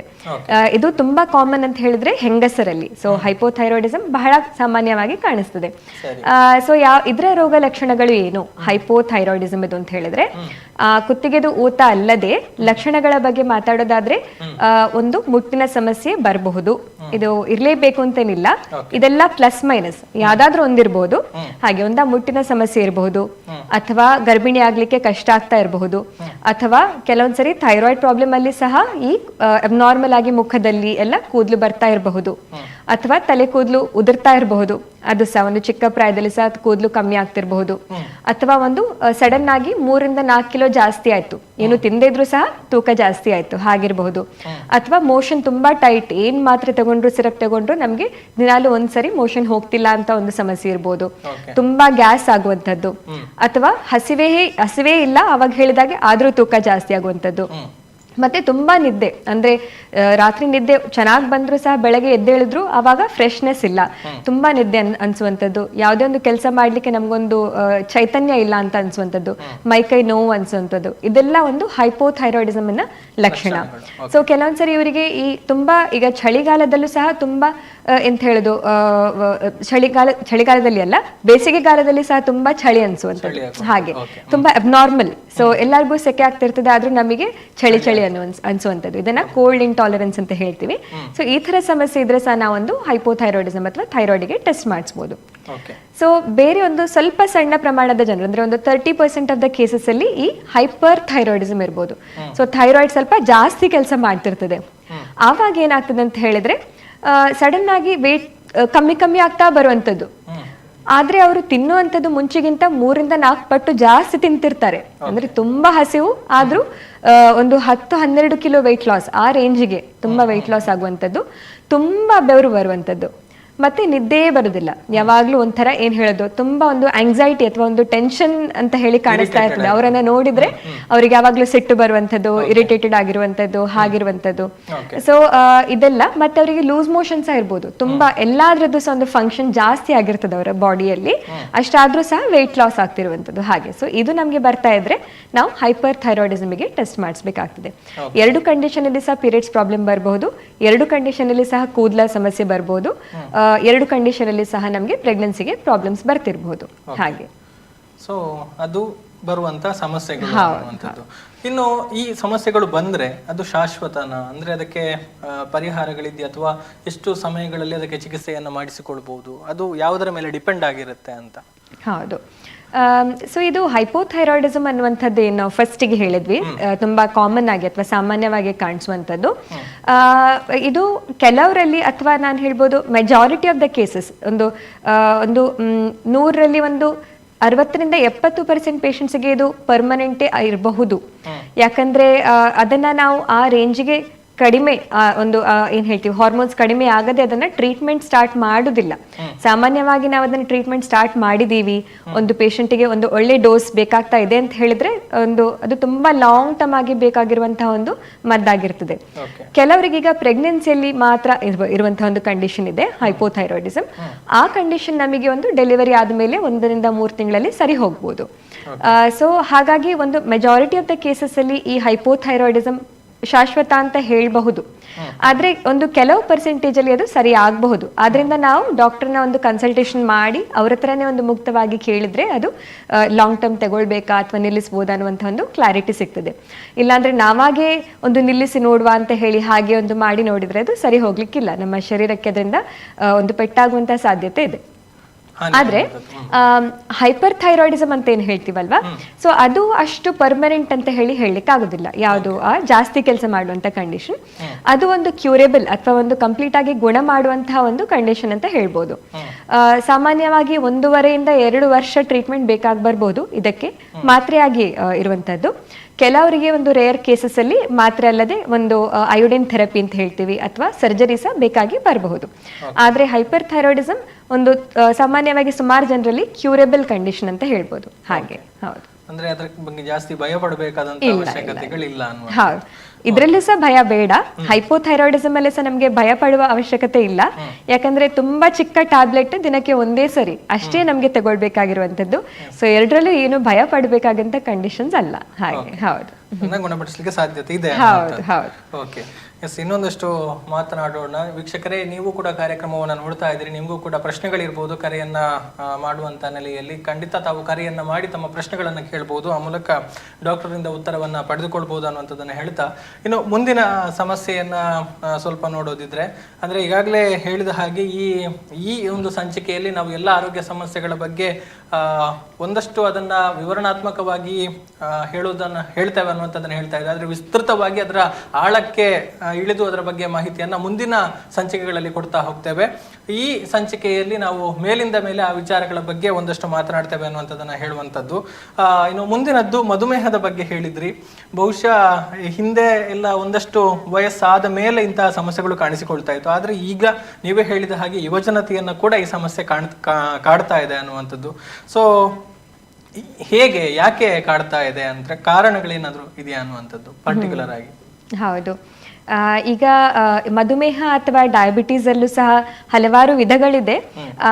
ಅದರಲ್ಲಿ ಈಗ ನಾವು ಮಾತಾಡೋದಾದ್ರೆ ಸರ್ವೇ ಸಾಮಾನ್ಯವಾಗಿರುವಂತಹದ್ದು ಒಂದು ಜೀವನ ಶೈಲಿಯಿಂದ ಬರುವಂತಹ ಡಯಾಬಿಟಿಸ್. ಯಾಕಂದ್ರೆ ಇತ್ತೀಚೆಗೆ ಜಾಸ್ತಿ ಆಗಿರುವಂತಹ ಟೈಪ್ ಆಫ್ ಡಯಾಬಿಟೀಸ್ ಅಥವಾ ಮಧುಮೇಹ ಏನಿದೆ ಅದು ಈ ಜೀವನ ಶೈಲಿ ಆಧಾರಿತವಾದಂತಹ ಡಯಾಬಿಟಿಸ್. ಮುಂಚಿನ ಕಾಲದಲ್ಲಿ ಜನರಿಗೆ ಒಂದು ಮಿನಿಮಮ್ ಚಟುವಟಿಕೆ ಅಥವಾ ಒಂದು ವ್ಯಾಯಾಮ ಅವರ ದಿನನಿತ್ಯದ ಕೆಲಸದಲ್ಲೇ ಇರ್ತಾ ಇತ್ತು. ಒಂದು ಕೆಲಸದ ಸ್ಥಳಕ್ಕೆ ಹೋಗ್ಬೇಕಾದ್ರೂ ಅವರಿಗೆ ನಡಿಬೇಕಿತ್ತು, ಶಾಲೆಗೆ ಹೋಗ್ಬೇಕಾದ್ರೂ ನಡಿಬೇಕಿತ್ತು. ಹಾಗಾಗಿ ಅವರು ತಿಂದದ್ದೆಲ್ಲ ಏನಿತ್ತು ಅದು ಚೆನ್ನಾಗಿ ಡೈಜೆಸ್ಟ್ ಆಗ್ತಾ ಇತ್ತು ಮತ್ತೆ ಅವರ ಶರೀರಕ್ಕೆ ಅದು ಸಿಗ್ತಾ ಇತ್ತು. ಆದ್ರೆ ಮತ್ತೆ ಬರ್ತಾ ಬರ್ತಾ ಏನಾಯ್ತು, ನಾವು ತಿನ್ನುವಂತ ಆಹಾರ ಪದ್ಧತಿ ಏನಿದೆ ಅದು ಒಂಥರ ಹಾಳಾಗ್ತಾ ಬಂತು. ಯಾಕಂದ್ರೆ ನಮ್ಗೆ ತುಂಬಾ ಈ ವೆಸ್ಟರ್ನೈಸೇಷನ್ ಅಂತ ಏನ್ ಹೇಳ್ತೀವಿ, ಪಾಶ್ಚಾತ್ಯೀಕರಣ, ಅದು ನಮ್ಮ ಆಹಾರದಲ್ಲಿ ಸಹ ಬಂತು. ಹಾಗಾಗಿ ತುಂಬಾ ಕಾಮನ್ ಆಗಿ ಚಿಕ್ಕ ವಯಸ್ಸಿಂದನೇ ನಾವು ಪಿಜ್ಜಾ, ಬರ್ಗರ್ ಈ ತರ ಒಂದು ಹೆವಿ ಪ್ರೊಸೆಸ್ಡ್ ಅಥವಾ ಹೆವಿ ಫುಡ್ ಅಂತ ಏನ್ ಹೇಳ್ತೀವಿ ಅದನ್ನ ತಿಂತಾ ಇದ್ದೀವಿ. ಅಂದ್ರೆ ಮುಂಚೆ ಈಗ ನಾವು ಎಲ್ಲೋ ಹೊರಗಡೆ ಹೋಗುವಾಗ ಮಾತ್ರ ತಿಂತಿದ್ವಿ, ಇವಾಗ ಅದು ತುಂಬಾ ಈಸಿ ಆಗಿದೆ, ಜಸ್ಟ್ ಆರ್ಡರ್ ಮಾಡಿದ್ರು ಬಂದ್ಬಿಡುತ್ತೆ. ಆದ್ರಿಂದ ನಮಗೆ ಒಂದು ರುಟೀನ್ ನಮ್ಮ ಒಂದು ಜೀವನ ಶೈಲಿಯಲ್ಲೇ ಅದು ಒಂದು ಪಾರ್ಟ್ ಆಗಿ ಬಿಟ್ಟಿದೆ. ಹಾಗಾಗಿ ಏನಾಗ್ತದೆ, ನಾವು ನಮ್ಮ ತಿನ್ನುವಂತಹ ಆಹಾರದಲ್ಲಿ ಹೆವಿ ಎನರ್ಜಿ ಇರುವಂತಹ ಒಂದು ಫುಡ್ ಆಗಿದೆ, ಹೆವಿ ಕ್ಯಾಲರಿ ಇರುವಂತಹ ಫುಡ್. ಆದ್ರೆ ಅದನ್ನ ಕರಗಿಸ್ಲಿಕ್ಕೆ ನಮ್ಮ ಚಟುವಟಿಕೆ ಬಹಳ ಕಮ್ಮಿ ಆಗಿದೆ, ಒಂದು ನಿಷ್ಕ್ರಿಯ ಜೀವನ ಶೈಲಿ ಅಂತ ಹೇಳ್ಬೋದು. ಸೊ ಮೆಜಾರಿಟಿ ನಮ್ಮ ಕೆಲಸ ಏನಿದೆ ಅದು ಒಂದು ಆಫೀಸ್ ಚೇರಿಗೆ ಲಿಮಿಟ್ ಆಗಿರುವಂತಹ ಒಂದು ಕೆಲಸ. ಇವನ್ ನಾವೊಂದು ಗಂಟೆಯಲ್ಲಿ ಒಂದ್ಸರಿ ನಿಲ್ತೀವ ಅದು ಸಹ ಇಲ್ಲ. ಸೊ ನಿಂತ್ಕೊಳ್ಳೋದು ಅಥವಾ ನಡೆಯೋದು ಒಂದು ಕ್ವೆಶ್ಚನೇಬಲ್, ತುಂಬಾ ಒಂದು ಇದು ಹೇಳ್ಬೋದು. ಹಾಗಾಗಿ ನಾವು ತಿಂದಿರುವಂತಹ ಆಹಾರ ಕರಗಿಸ್ಲಿಕ್ಕೆ ವಿಧಾನಗಳು ಬಹಳ ಕಡಿಮೆ. ಆಕ್ಟಿವ್ ಆಗಿ ನಾವು ಯಾವುದೋ ಜಿಮ್ಮಿಗೆ ಹೋಗ್ಬೇಕು ಅಥವಾ ಓಡಬೇಕು, ಹಾಗೆ ಮಾಡಿದ್ರೆ ಮಾತ್ರ ಯಾವುದೋ ಒಂದು ನಮಗೆ ಎಕ್ಸಸೈಸ್ ಅಥವಾ ವ್ಯಾಯಾಮ ನಮ್ಮ ಡೈಲಿಯಲ್ಲಿ ಬರ್ತದೆ ರುಟೀನಲ್ಲಿ. ಹಾಗೆ ಒಂದು ಬ್ಯಾಲೆನ್ಸ್ ಏನಾಯ್ತು, ಫುಡ್ ಜಾಸ್ತಿ ಆಯ್ತು, ಎಕ್ಸಸೈಸ್ ಕಡಿಮೆ ಆಯ್ತು, ಬ್ಯಾಲೆನ್ಸ್ ನಮ್ಮ ಬಾಡಿಯಲ್ಲಿ ಫ್ಯಾಟ್ ಜಾಸ್ತಿ ಆಯ್ತು. ಆಗ ಇವಾಗ ಸರ್ವೇ ಸಾಮಾನ್ಯವಾಗಿ ಎಲ್ಲರ ಒಂದು ದೇಹ ಪ್ರಕೃತಿ ಹೇಗಿದೆ ಅಂತ ಹೇಳಿದ್ರೆ, ನಾವು ಓವರ್ ಆಲ್ ಒಂದು ಸಪ್ಪುರ ಅಥವಾ ಸಣ್ಣ ಅಂತ ಏನ್ ಹೇಳ್ತೀವಿ ಹಾಗೆ ಕಂಡ್ರು ಸಹ ಹೊಟ್ಟೆ ದೊಡ್ಡದಿರ್ತದೆ ಅಲ್ವಾ. ಸೊ ಇದು ನಮ್ಮ ಒಂದು ಇಂಡಿಯನ್ ಟೈಪ್ ಆಫ್ ಬಾಡಿ ಅಂತ ಹೇಳಿ ಹೇಳ್ಬೋದು, ಅಥವಾ ಏಷ್ಯನ್ ಬಾಡಿ ಟೈಪ್ ಆಗಿ ಬಿಟ್ಟಿದೆ. ಎಲ್ಲಾರ್ದು ಒಂದು ಸಪುರ ದೇಹ ಆದ್ರೂ ಹೊಟ್ಟೆ ದೊಡ್ಡದು. ಈ ಹೊಟ್ಟೆಯಲ್ಲಿರುವಂತಹ ಫ್ಯಾಟ್ ಏನಿದೆ ಅದು ಒಂದು ಏನ್ ಹೇಳ್ಬೋದು, ಒಂದು ಪ್ರಾಬ್ಲಮ್ಯಾಟಿಕ್ ಫ್ಯಾಟ್ ಅಂತ ಹೇಳ್ತೀವಿ. ಅದೇ ನಮ್ಗೊಂದು ಎಲ್ಲಾ ಈ ರೋಗಗಳಿಗೆ ಕಾರಣ. ಇದೀಗ ನಮ್ಮ ಒಬಿಸಿಟಿ ಅಥವಾ ಈ ಒಂದು ಏನ್ ಹೇಳ್ತೀವಿ ಬೊಜ್ಜು ಚಿಕ್ಕ ಪ್ರಾಯದಿಂದ ನೋಡ್ತಾ ಇದೀವಿ. ನಮ್ಗೆ ಒಂದು ಬರುವಂತಹ ಪೇಷಂಟ್ಸ್ ಚಿಕ್ಕ ಚಿಕ್ಕ ಮಕ್ಕಳು ಇರ್ಬೋದು, 9, 10, 11 ವರ್ಷ ಪ್ರಾಯ ಚಿಕ್ಕ ಮಕ್ಕಳು ಸಹ ತುಂಬಾ ಒಂದು ಬೊಜ್ಜು ಇಟ್ಕೊಂಡು ಬರ್ತಾರೆ ಹೊಟ್ಟೆಯ ಭಾಗದಲ್ಲಿ ಎಲ್ಲ. ಸೊ ಹಾಗಾಗಿ ಈಗ ಅವರಲ್ಲಿ ಸಹ ನಾವು ಮುಂಚೆ ಯಾವುದು ಒಂದು ಏಜ್ ರಿಲೇಟೆಡ್ ಆಗಿ ನೋಡ್ತಾ ಇದ್ವಿ ಡಯಾಬಿಟಿಸ್, ಅದು 10, 11, 15, 20 ಈ ಪ್ರಾಯದಲ್ಲಿ ಸಹ ಬರ್ತಾ ಉಂಟು, ತುಂಬಾ ಯಂಗ್ ಏಜ್ ಅಲ್ಲಿ. ಸೊ ಇದಕ್ಕೆ ಸಿಂಪ್ಲೆಸ್ಟ್ ಸೊಲ್ಯೂಷನ್, ಬಹಳ ಸುಲಭವಾದ ಉಪಾಯ ಅಂತ ಹೇಳಿದ್ರೆ ಜೀವನ ಶೈಲಿ ಬದಲಾಯಿಸೋದು. ಆದ್ರೆ ಅದು ಹೇಳಿದಷ್ಟು ಸುಲಭ ಇಲ್ಲ, ಹಾಗಾಗಿ ಅದು ಇದ್ದೇ ಇದೆ. ಹೆಚ್ಚಿನ ಸಂದರ್ಭದಲ್ಲಿ ಕೆಲಸ ಮಾಡೋ ಸಂದರ್ಭದಲ್ಲಿ ಕೂತಲ್ಲಿಂದ ಹೇಳೋದಕ್ಕೆ ಆಗದಂತ ಸಿಚುವೇಶನ್ ಬಹುಶಃ ಈಗ IT ಪ್ರೊಫೆಷನಲ್ಸ್ ಆಗ್ಲಿ ಅಥವಾ ಹೆಚ್ಚಾಗಿ ಕಾರ್ಪೊರೇಟ್ ಸೆಕ್ಟರ್ ನಲ್ಲಿ ಕೆಲಸ ಮಾಡ್ತಾ ಇರೋರು ಅನುಭವಿಸ್ತಾ ಇರುವಂತ ದೊಡ್ಡ ಸಮಸ್ಯೆ ಇದು. ಹೌದು ಹೌದು. ಓಕೆ. ಸೊ ಅದು ಅಲ್ಲದೆ ಈಗ ಚಿಕ್ಕ ಪ್ರಾಯದಲ್ಲಿ ಸ್ವಲ್ಪ ಒಂದು ಲೆಸ್ ಕಾಮನ್ ಟೈಪ್ ಹೇಳ್ಬೇಕಾದ್ರೆ ಟೈಪ್ 1 ಡಯಾಬಿಟಿಸ್. ಸೊ ಅದು ನಮ್ಮ ಜೀವನ ಶೈಲಿ ಆಧಾರಿತ ಅಲ್ಲ, ಆದ್ರೂ ಸಹ ಇತ್ತೀಚೆಗೆ ಹೇಳೋದಾದ್ರೆ ಮೇ ಬಿ ಮುಂಚೆಗಿಂತ ಸ್ವಲ್ಪ ಈ ನಂಬರ್ಸ್ ಜಾಸ್ತಿ ಇರಬಹುದು. ಅದು ಚಿಕ್ಕ ಪ್ರಾಯದಲ್ಲಿ ಈಗ ಚಿಕ್ಕ ಮಕ್ಕಳಿಗೂ ಸಹ ಹುಟ್ಟುವಾಗ ಬರಬಹುದು ಆ ಟೈಪ್ ಆಫ್ ಡಯಾಬಿಟಿಸ್. ಸೊ ಅದು ನಮ್ಮ ಜೀವನ ಶೈಲಿಯಿಂದ ಅಲ್ಲ, ಸಾಮಾನ್ಯ ಅದಕ್ಕೆ ಒಂದು ಇನ್ಸುಲಿನೇ ಬೇಕಾಗ್ತದೆ. ಅದು ಬೇರೆ ಟೈಪ್ ಆಫ್ ಡಯಾಬಿಟಿಸ್ ಚಿಕ್ಕ ಪ್ರಾಯದಲ್ಲಿ ಬರುವಂತದ್ದು. ಹಾಗೆ ಸೊ ಆಹಾರ ಕ್ರಮಗಳಲ್ಲಿ ಒಂದಷ್ಟು ಬದಲಾವಣೆಗಳನ್ನು ಮಾಡಿಕೊಳ್ಳಬೇಕು ಅನ್ನುವಂಥದ್ದನ್ನ ಹೇಳಿದ್ರೆ, ಯಾಕಂತ ಹೇಳಿದ್ರೆ ನಾವು ತಿನ್ನುವ ಆಹಾರವೇ ನಮ್ಮ ಈ ಒಂದು ಡಯಾಬಿಟಿಸ್ ಬರೋದಕ್ಕೆ ಹೆಚ್ಚಿನ ಸಂದರ್ಭಗಳಲ್ಲಿ ಕಾರಣ ಆಗ್ತಾ ಇದೆ. ಸೊ ಯಾವ ಆಹಾರ ಕ್ರಮಗಳನ್ನ ಅನುಸರಣೆ ಮಾಡಬೇಕಾಗುತ್ತೆ, ಹೇಗೆ ಮಾಡಬೇಕು ಅಂತಂದ್ರೆ ಹೆಚ್ಚಿನ ಸಂದರ್ಭದಲ್ಲಿ ಕಂಟ್ರೋಲ್ ಮಾಡಬೇಕು ಅಂತ ಅನ್ಕೊಂಡ್ರೆ ಆಗೋದಿಲ್ಲ ಅನ್ನುವಂಥದ್ದು ಹೆಚ್ಚಿನವರು ಹೇಳುವಂತ ಒಂದು ಕಾರಣಗಳು. ಅಂದ್ರೆ ಅವಕಾಶಗಳ ಹಾಗಿದೆ. ಅಂದ್ರೆ ಈಗಾಗಲೇ ನೀವು ಹೇಳಿದ ಹಾಗೆ ಹೊರಗಡೆ ಹೋದಂತ ಸಂದರ್ಭದಲ್ಲಿ ಎಲ್ಲರ ಜೊತೆಗೆ ಸೇರಿಕೊಂಡು ತಿನ್ನುವಂಥದ್ದು ಅಥವಾ ಒಂದು ಬಾಯಿ ಚಪ್ಪಲಕ್ಕೆ ತಿನ್ನುವಂಥದ್ದು ಇತ್ಯಾದಿಗಳೆಲ್ಲವೂ ಕೂಡ ಎಲ್ಲರೂ ಕೂಡ ಹೇಳುವಂತ ಕಾರಣಗಳನ್ನು ನಾವು ನೋಡುವಂಥದ್ದು. ಸೊ ಏನು ಮಾಡಬೇಕು, ಯಾವುದನ್ನ ತಿನ್ನಬೇಕು ಅನ್ನುವಂಥದ್ದು. ಅದೇ ಹಾಗೆ ನೀವು ಹೇಳಿದ ಹಾಗೆ ಅದು ಅಂದ್ರೆ ಹೇಳೋದು ಸುಲಭ, ಮಾಡೋದು ಸ್ವಲ್ಪ ಕಷ್ಟ ಹಾಗಾಗ್ತದೆ. ಸೊ ನಾವು ಈಗ ಯಾವ ಡಯಟ್ ಫಾಲೋ ಮಾಡಬೇಕು, ಏನ್ ತಿನ್ಬೇಕು, ಇದೇ ಒಂದು ಬಹಳ ಸಾಮಾನ್ಯವಾದ ಕ್ವೆಶ್ಚನ್ ಎಲ್ಲರೂ ಫಸ್ಟಿಗೆ ಕೇಳುವಂಥದ್ದು. ಹಾಗಾಗಿ ನಾನು ಹೇಳೋದಾದ್ರೆ ಇವಾಗ ನೀವು ಒಂದು ಚಾರ್ಟ್ ಕೊಡಿ ಅಂತ ಕೇಳ್ತಾರೆ ಎಲ್ರು ಪೇಷಂಟ್ಸ್, ನಮ್ಗೊಂದು ಚಾರ್ಟ್ ಕೊಡಿ ಡಾಕ್ಟ್ರೆ ಅಂತ.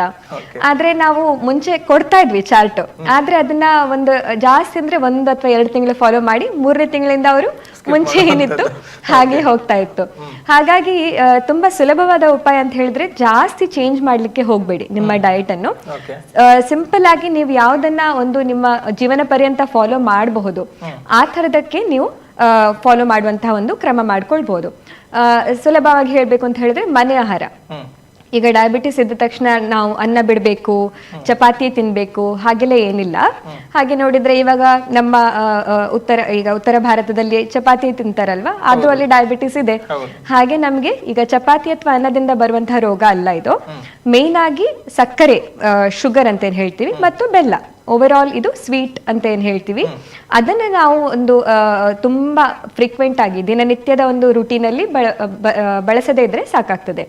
ಈಗ ಯಾವ್ದೋ ಒಂದು ಫಂಕ್ಷನಿಗೆ ಹೋದ್ವಿ ಅಥವಾ ನೀವು ಹೇಳಿದಾಗೆ ವಾರಕ್ಕೊಂದ್ಸರಿ ಫ್ರೆಂಡ್ಸ್ ನ ಜೊತೆ ಹೊರಗಡೆ ಹೋದ್ವಿ, ಆವಾಗಕ್ಕೆ ಮಾತ್ರ ಅಂತ ಹೇಳಿ ನಾವು ಅದನ್ನ ರೆಸ್ಟ್ರಿಕ್ಟ್ ಮಾಡ್ಕೊಂಡ್ರೆ ನಮ್ಮ ದಿನನಿತ್ಯದ ಶೈಲಿಯಲ್ಲಿ ಫುಡ್ ಏನಿದೆ ಆಹಾರ, ಅದು ಮನೆಯಿಂದಾನೇ ನಾವು ಬೆಳಗ್ಗೆ ತಿಂಡಿ, ಮಧ್ಯಾಹ್ನ ಊಟ, ರಾತ್ರಿ ಊಟ, ಹಾಗೆ ದಿನಕ್ಕೆ 3 ಸರಿ ಮಾಮೂಲಿ ಒಂದು ಫುಡ್ಗೆ ಇದು ಫಾಲೋ ಮಾಡಿದ್ರೆ ಎಡೆಯಲ್ಲಿ ಬೇಕರಿ ಐಟಮ್ ಅನ್ನ ನಿಲ್ಲಿಸಬೇಕಾಗ್ತದೆ.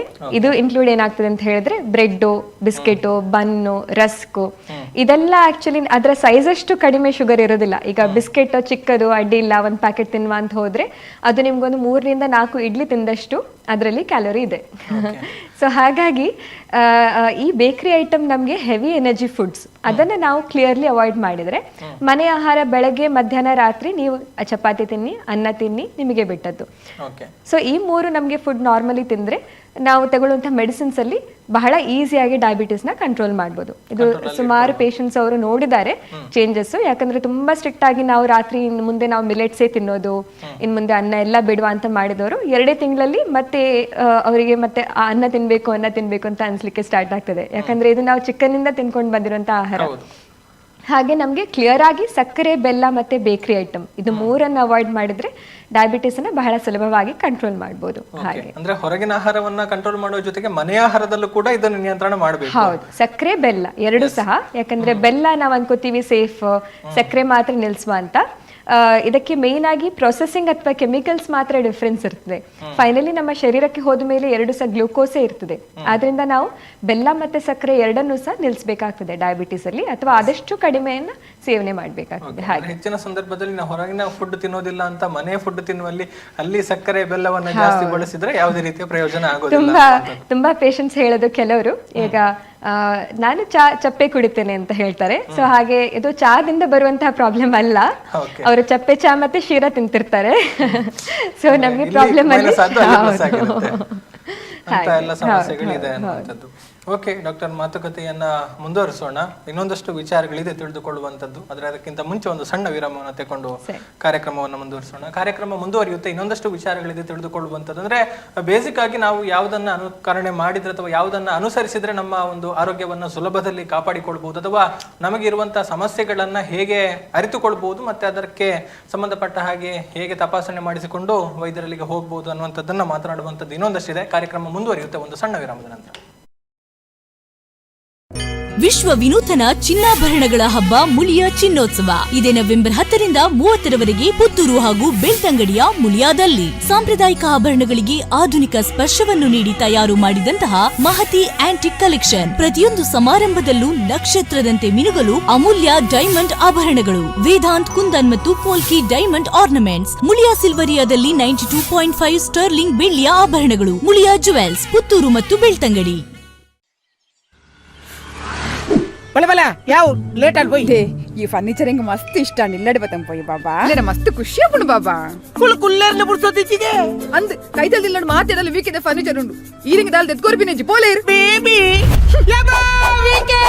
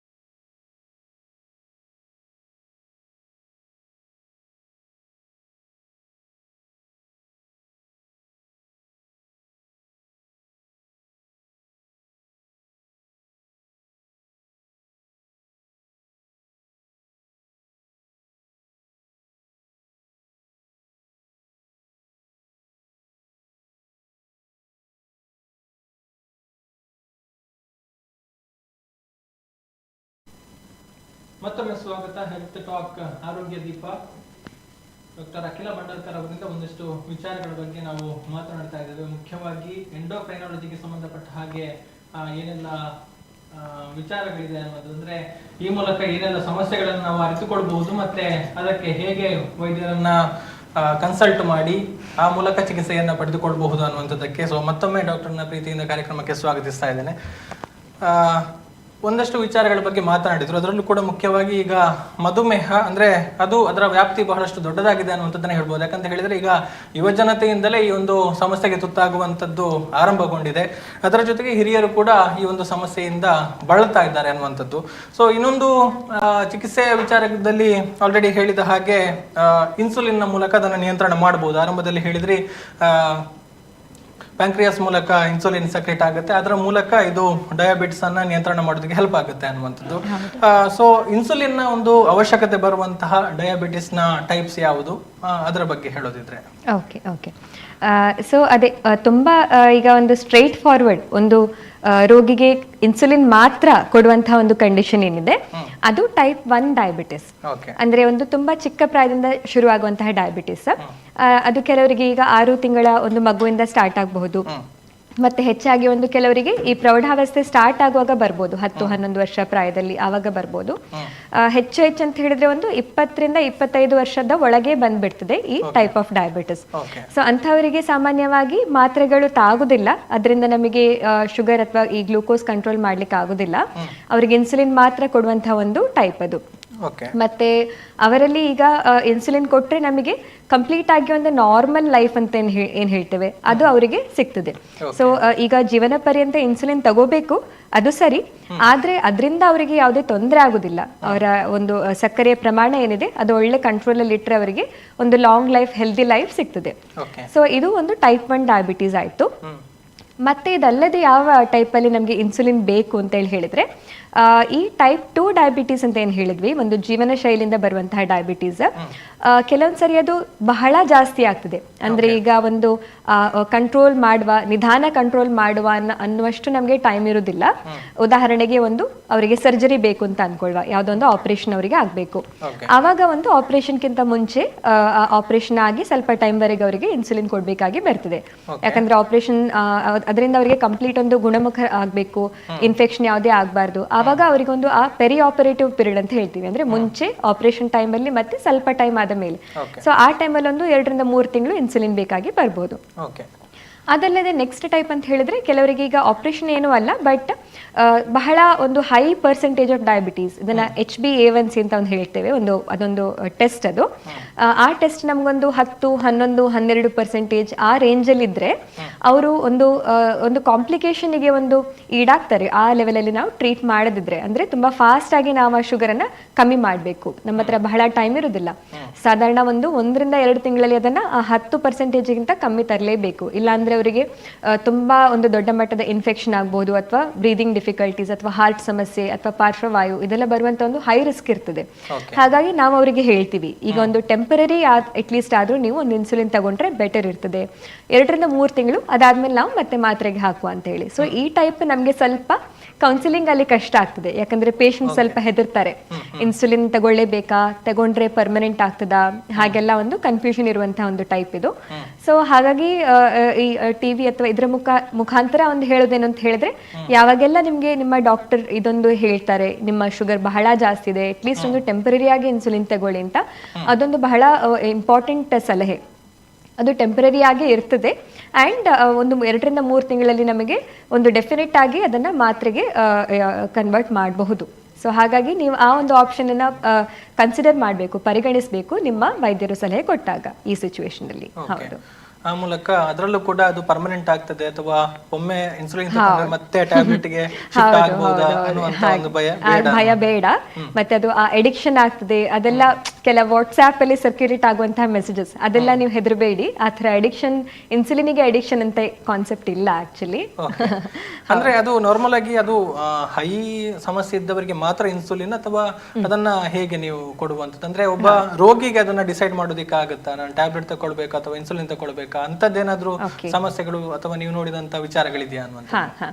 ಈಗ ಯಾರಿಗೆ ಬಹಳ ತುಂಬಾ ತೂಕ ಇರ್ತದಲ್ವಾ, ಸೊ ಸಾಮಾನ್ಯವಾಗಿ ಒಂದು ತುಂಬಾ ತೂಕ ಇರುವವರಿಗೆ ಡಯಾಬಿಟಿಸ್ ಇದ್ರೆ ಅವರ ಬಾಡಿಗೆ ಜಾಸ್ತಿಯಾಗಿ ಟ್ಯಾಬ್ಲೆಟ್ಸೇ ವರ್ಕ್ ಆಗುವಂಥದ್ದು.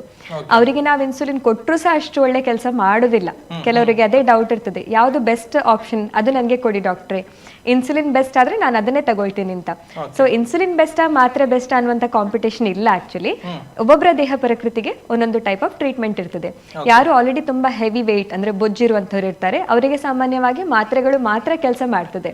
ಹಾಗೆ ಕೆಲವರಿಗೆ ತುಂಬಾ ಈಗ ತೂಕ ಕಮ್ಮಿ ಆಯ್ತು, ಸಡನ್ ಆಗಿ ಒಂದು 3 ತಿಂಗಳಲ್ಲಿ 10-15 ಕಿಲೋ ವೆಯ್ಟ್ ಲಾಸ್ ಆಗಿದೆ, ಆಗ ಸಾಮಾನ್ಯವಾಗಿ ನಿಮ್ಗೆ ಇನ್ಸುಲಿನ್ ಬೇಕಾಗಿ ಬರಬಹುದು. ಆ ಸಿಚುವೇಶನ್ ಇರುವಂತಹ ಚಾನ್ಸಸ್ ಜಾಸ್ತಿ.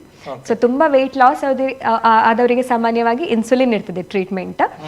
ಒಂದು ಬೊಜ್ಜು ತುಂಬಾ ವೆಯ್ಟ್ ತುಂಬಾ ಜಾಸ್ತಿ ಇದ್ದವರಿಗೆ ಸಾಮಾನ್ಯವಾಗಿ ಟ್ಯಾಬ್ಲೆಟ್ಸ್. ಈ ಒಂದು ಗ್ರಾಸ್ ಐಡಿಯಾ ಒಂದು ಜನರಿಗೆ ಕೊಡಬಹುದು. ಓಕೆ, ಈಗ ಚಿಕಿತ್ಸಾ ವೆಚ್ಚವನ್ನ ನಾವು ಪರಿಗಣನೆ ಮಾಡಿದ್ರೆ ಇನ್ಸುಲಿನ್ ಬೆಟರ್ ಅಥವಾ ಟ್ಯಾಬ್ಲೆಟ್ ಬೆಟರ್ ಅಂತ ಬಂದಾಗ, ಈಗ ಇನ್ಸುಲಿನ್ ಅಗತ್ಯ ಇದ್ದವರು ಕೂಡ ಬೇಡ ಟ್ಯಾಬ್ಲೆಟ್ ಅಲ್ಲಿ ನಾವು ಮುಂದುವರಿಸ್ತೇವೆ ಅಂತ ಹೇಳಿದ್ರೆ ಆಗ ಹೇಗೆ ಅಪಾಯ ಇರುವಂತ ಸಾಧ್ಯತೆಗಳಿದೆ, ಅದು ಹೇಗೆ ಇರುತ್ತೆ ಅಂತ ಕಂಡೀಷನ್? ಹೌದು ಹೌದು, ಅಂದ್ರೆ ಅಂಥ ಕಂಡೀಷನ್ ಅಂದ್ರೆ ಯಾವಾಗೆಲ್ಲ ನಾವು ಇನ್ಸುಲಿನ್ನೇ ತಗೊಳ್ಬೇಕು ನೀವು ಅಂತ ಹೇಳ್ತೀವಲ್ವಾ, ಅಂಥ ಕಂಡೀಷನ್ಸ್ ಅಲ್ಲಿ ಸಾಮಾನ್ಯವಾಗಿ ಮಾತ್ರೆಗಳು ಕೆಲಸ ಮಾಡದೇ ಇರುವಂತ ಸಿಚುವೇಶನ್ ಅಲ್ಲೇ ಅವ್ರು ನಿಮ್ಗೆ ಹೇಳ್ತಿರ್ತಾರೆ.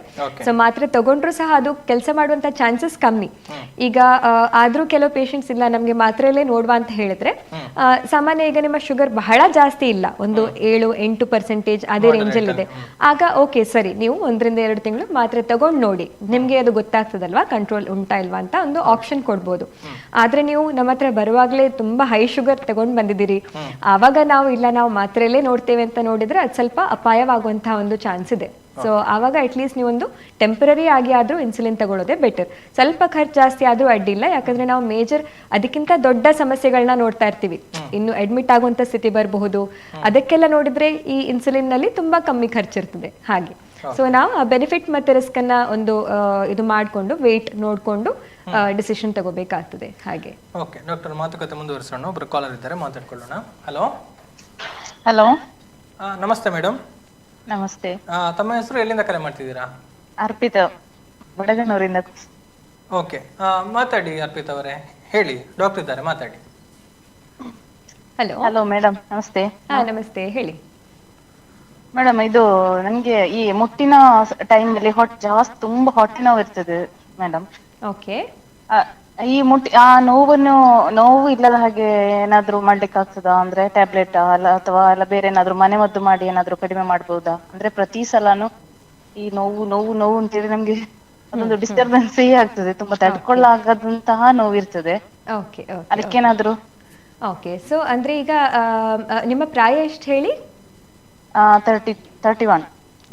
ಓಕೆ, ಎಂತ ಅಂತ ಹೇಳಿದ್ರೆ ನಿಮ್ಗೆ ತಿಂಗಳು ಕರೆಕ್ಟ್ ಆಗಿ ಆಗ್ತದಾ ಮುಟ್ಟು? ಕರೆಕ್ಟ್ ಆಗಿ ಆಗ್ತಾ ಇರ್ಲಿಲ್ಲ, ಬಟ್ ಈಗ ಆಗ್ತಾ ಇದೆ. ಓಕೆ ಓಕೆ, ಇಲ್ಲಿವರೆಗೆ ಅಲ್ಟ್ರಾಸೌಂಡ್ ಎಲ್ಲ ಮಾಡಿಸಿದ್ದೀರಾ? ಅಲ್ಟ್ರಾಸೌಂಡ್ ಹೊಟ್ಟೆದು ಮಾಡಿಸಿದ್ದೀರಾ? ಇಲ್ಲ ಇಲ್ಲ, ಅದ್ಯಾವುದು ಮಾಡಿಸಿಲ್ಲ. ಓಕೆ, ಅದೊಂದು ಮಾಡುದು ಒಳ್ಳೇದು. ಅಂದ್ರೆ ಈಗ ಕೆಲವರಿಗೆ ಫೈಬ್ರಾಯ್ಡ್ ಅಂತ ಹೇಳ್ತೇವೆ, ಅದು ಇದ್ದುಕೊಂಡು ಈ ತರ ತುಂಬಾ ಪೇನ್ ಆಗ್ತಿದ್ರೆ ಮನೆ ಮದ್ದಲ್ಲಿ ಸಾಮಾನ್ಯ ಅದು ಸರಿ ಹೋಗ್ಲಿಕ್ಕಿಲ್ಲ, ಒಂದ್ಸರಿ ನೋಡೋದು ಬೆಟರ್ ಇರ್ತದೆ. ಥೈರಾಯ್ಡ್ ಯಾವುದು ಇಲ್ಲ ಮೇಡಮ್, ಅದೊಂದು ಟೆಸ್ಟ್ ಮಾಡಿಸಿದ್ದೇವೆ, ಸ್ಕ್ಯಾನಿಂಗ್ ಮಾಡಿಸಿ. PCOD ಇದೆ ಅಂತ ಟೆಸ್ಟ್ ಮಾಡಿದಾಗ ಡಾಕ್ಟರ್ ಹೇಳಿದಾಗ ಹೇಳಿದ್ದಾರೆ. ಓಕೆ ಓಕೆ, ಸರಿ. ಸೊ ಇದ್ರ ಜೊತೆ ನಿಮ್ಗೆ ಅಂದ್ರೆ ಈ ಫೇಸ್ ಅಲ್ಲಿ ಹೇರ್ ಬರೋದು ಅದೆಲ್ಲ ಬರ್ತದಾ? ಹೇಗೆ? ಕೂದಲು ಬರೋದು ಮುಖದಲ್ಲಿ ಹಾಗೆಲ್ಲ ಬರ್ತದಾ?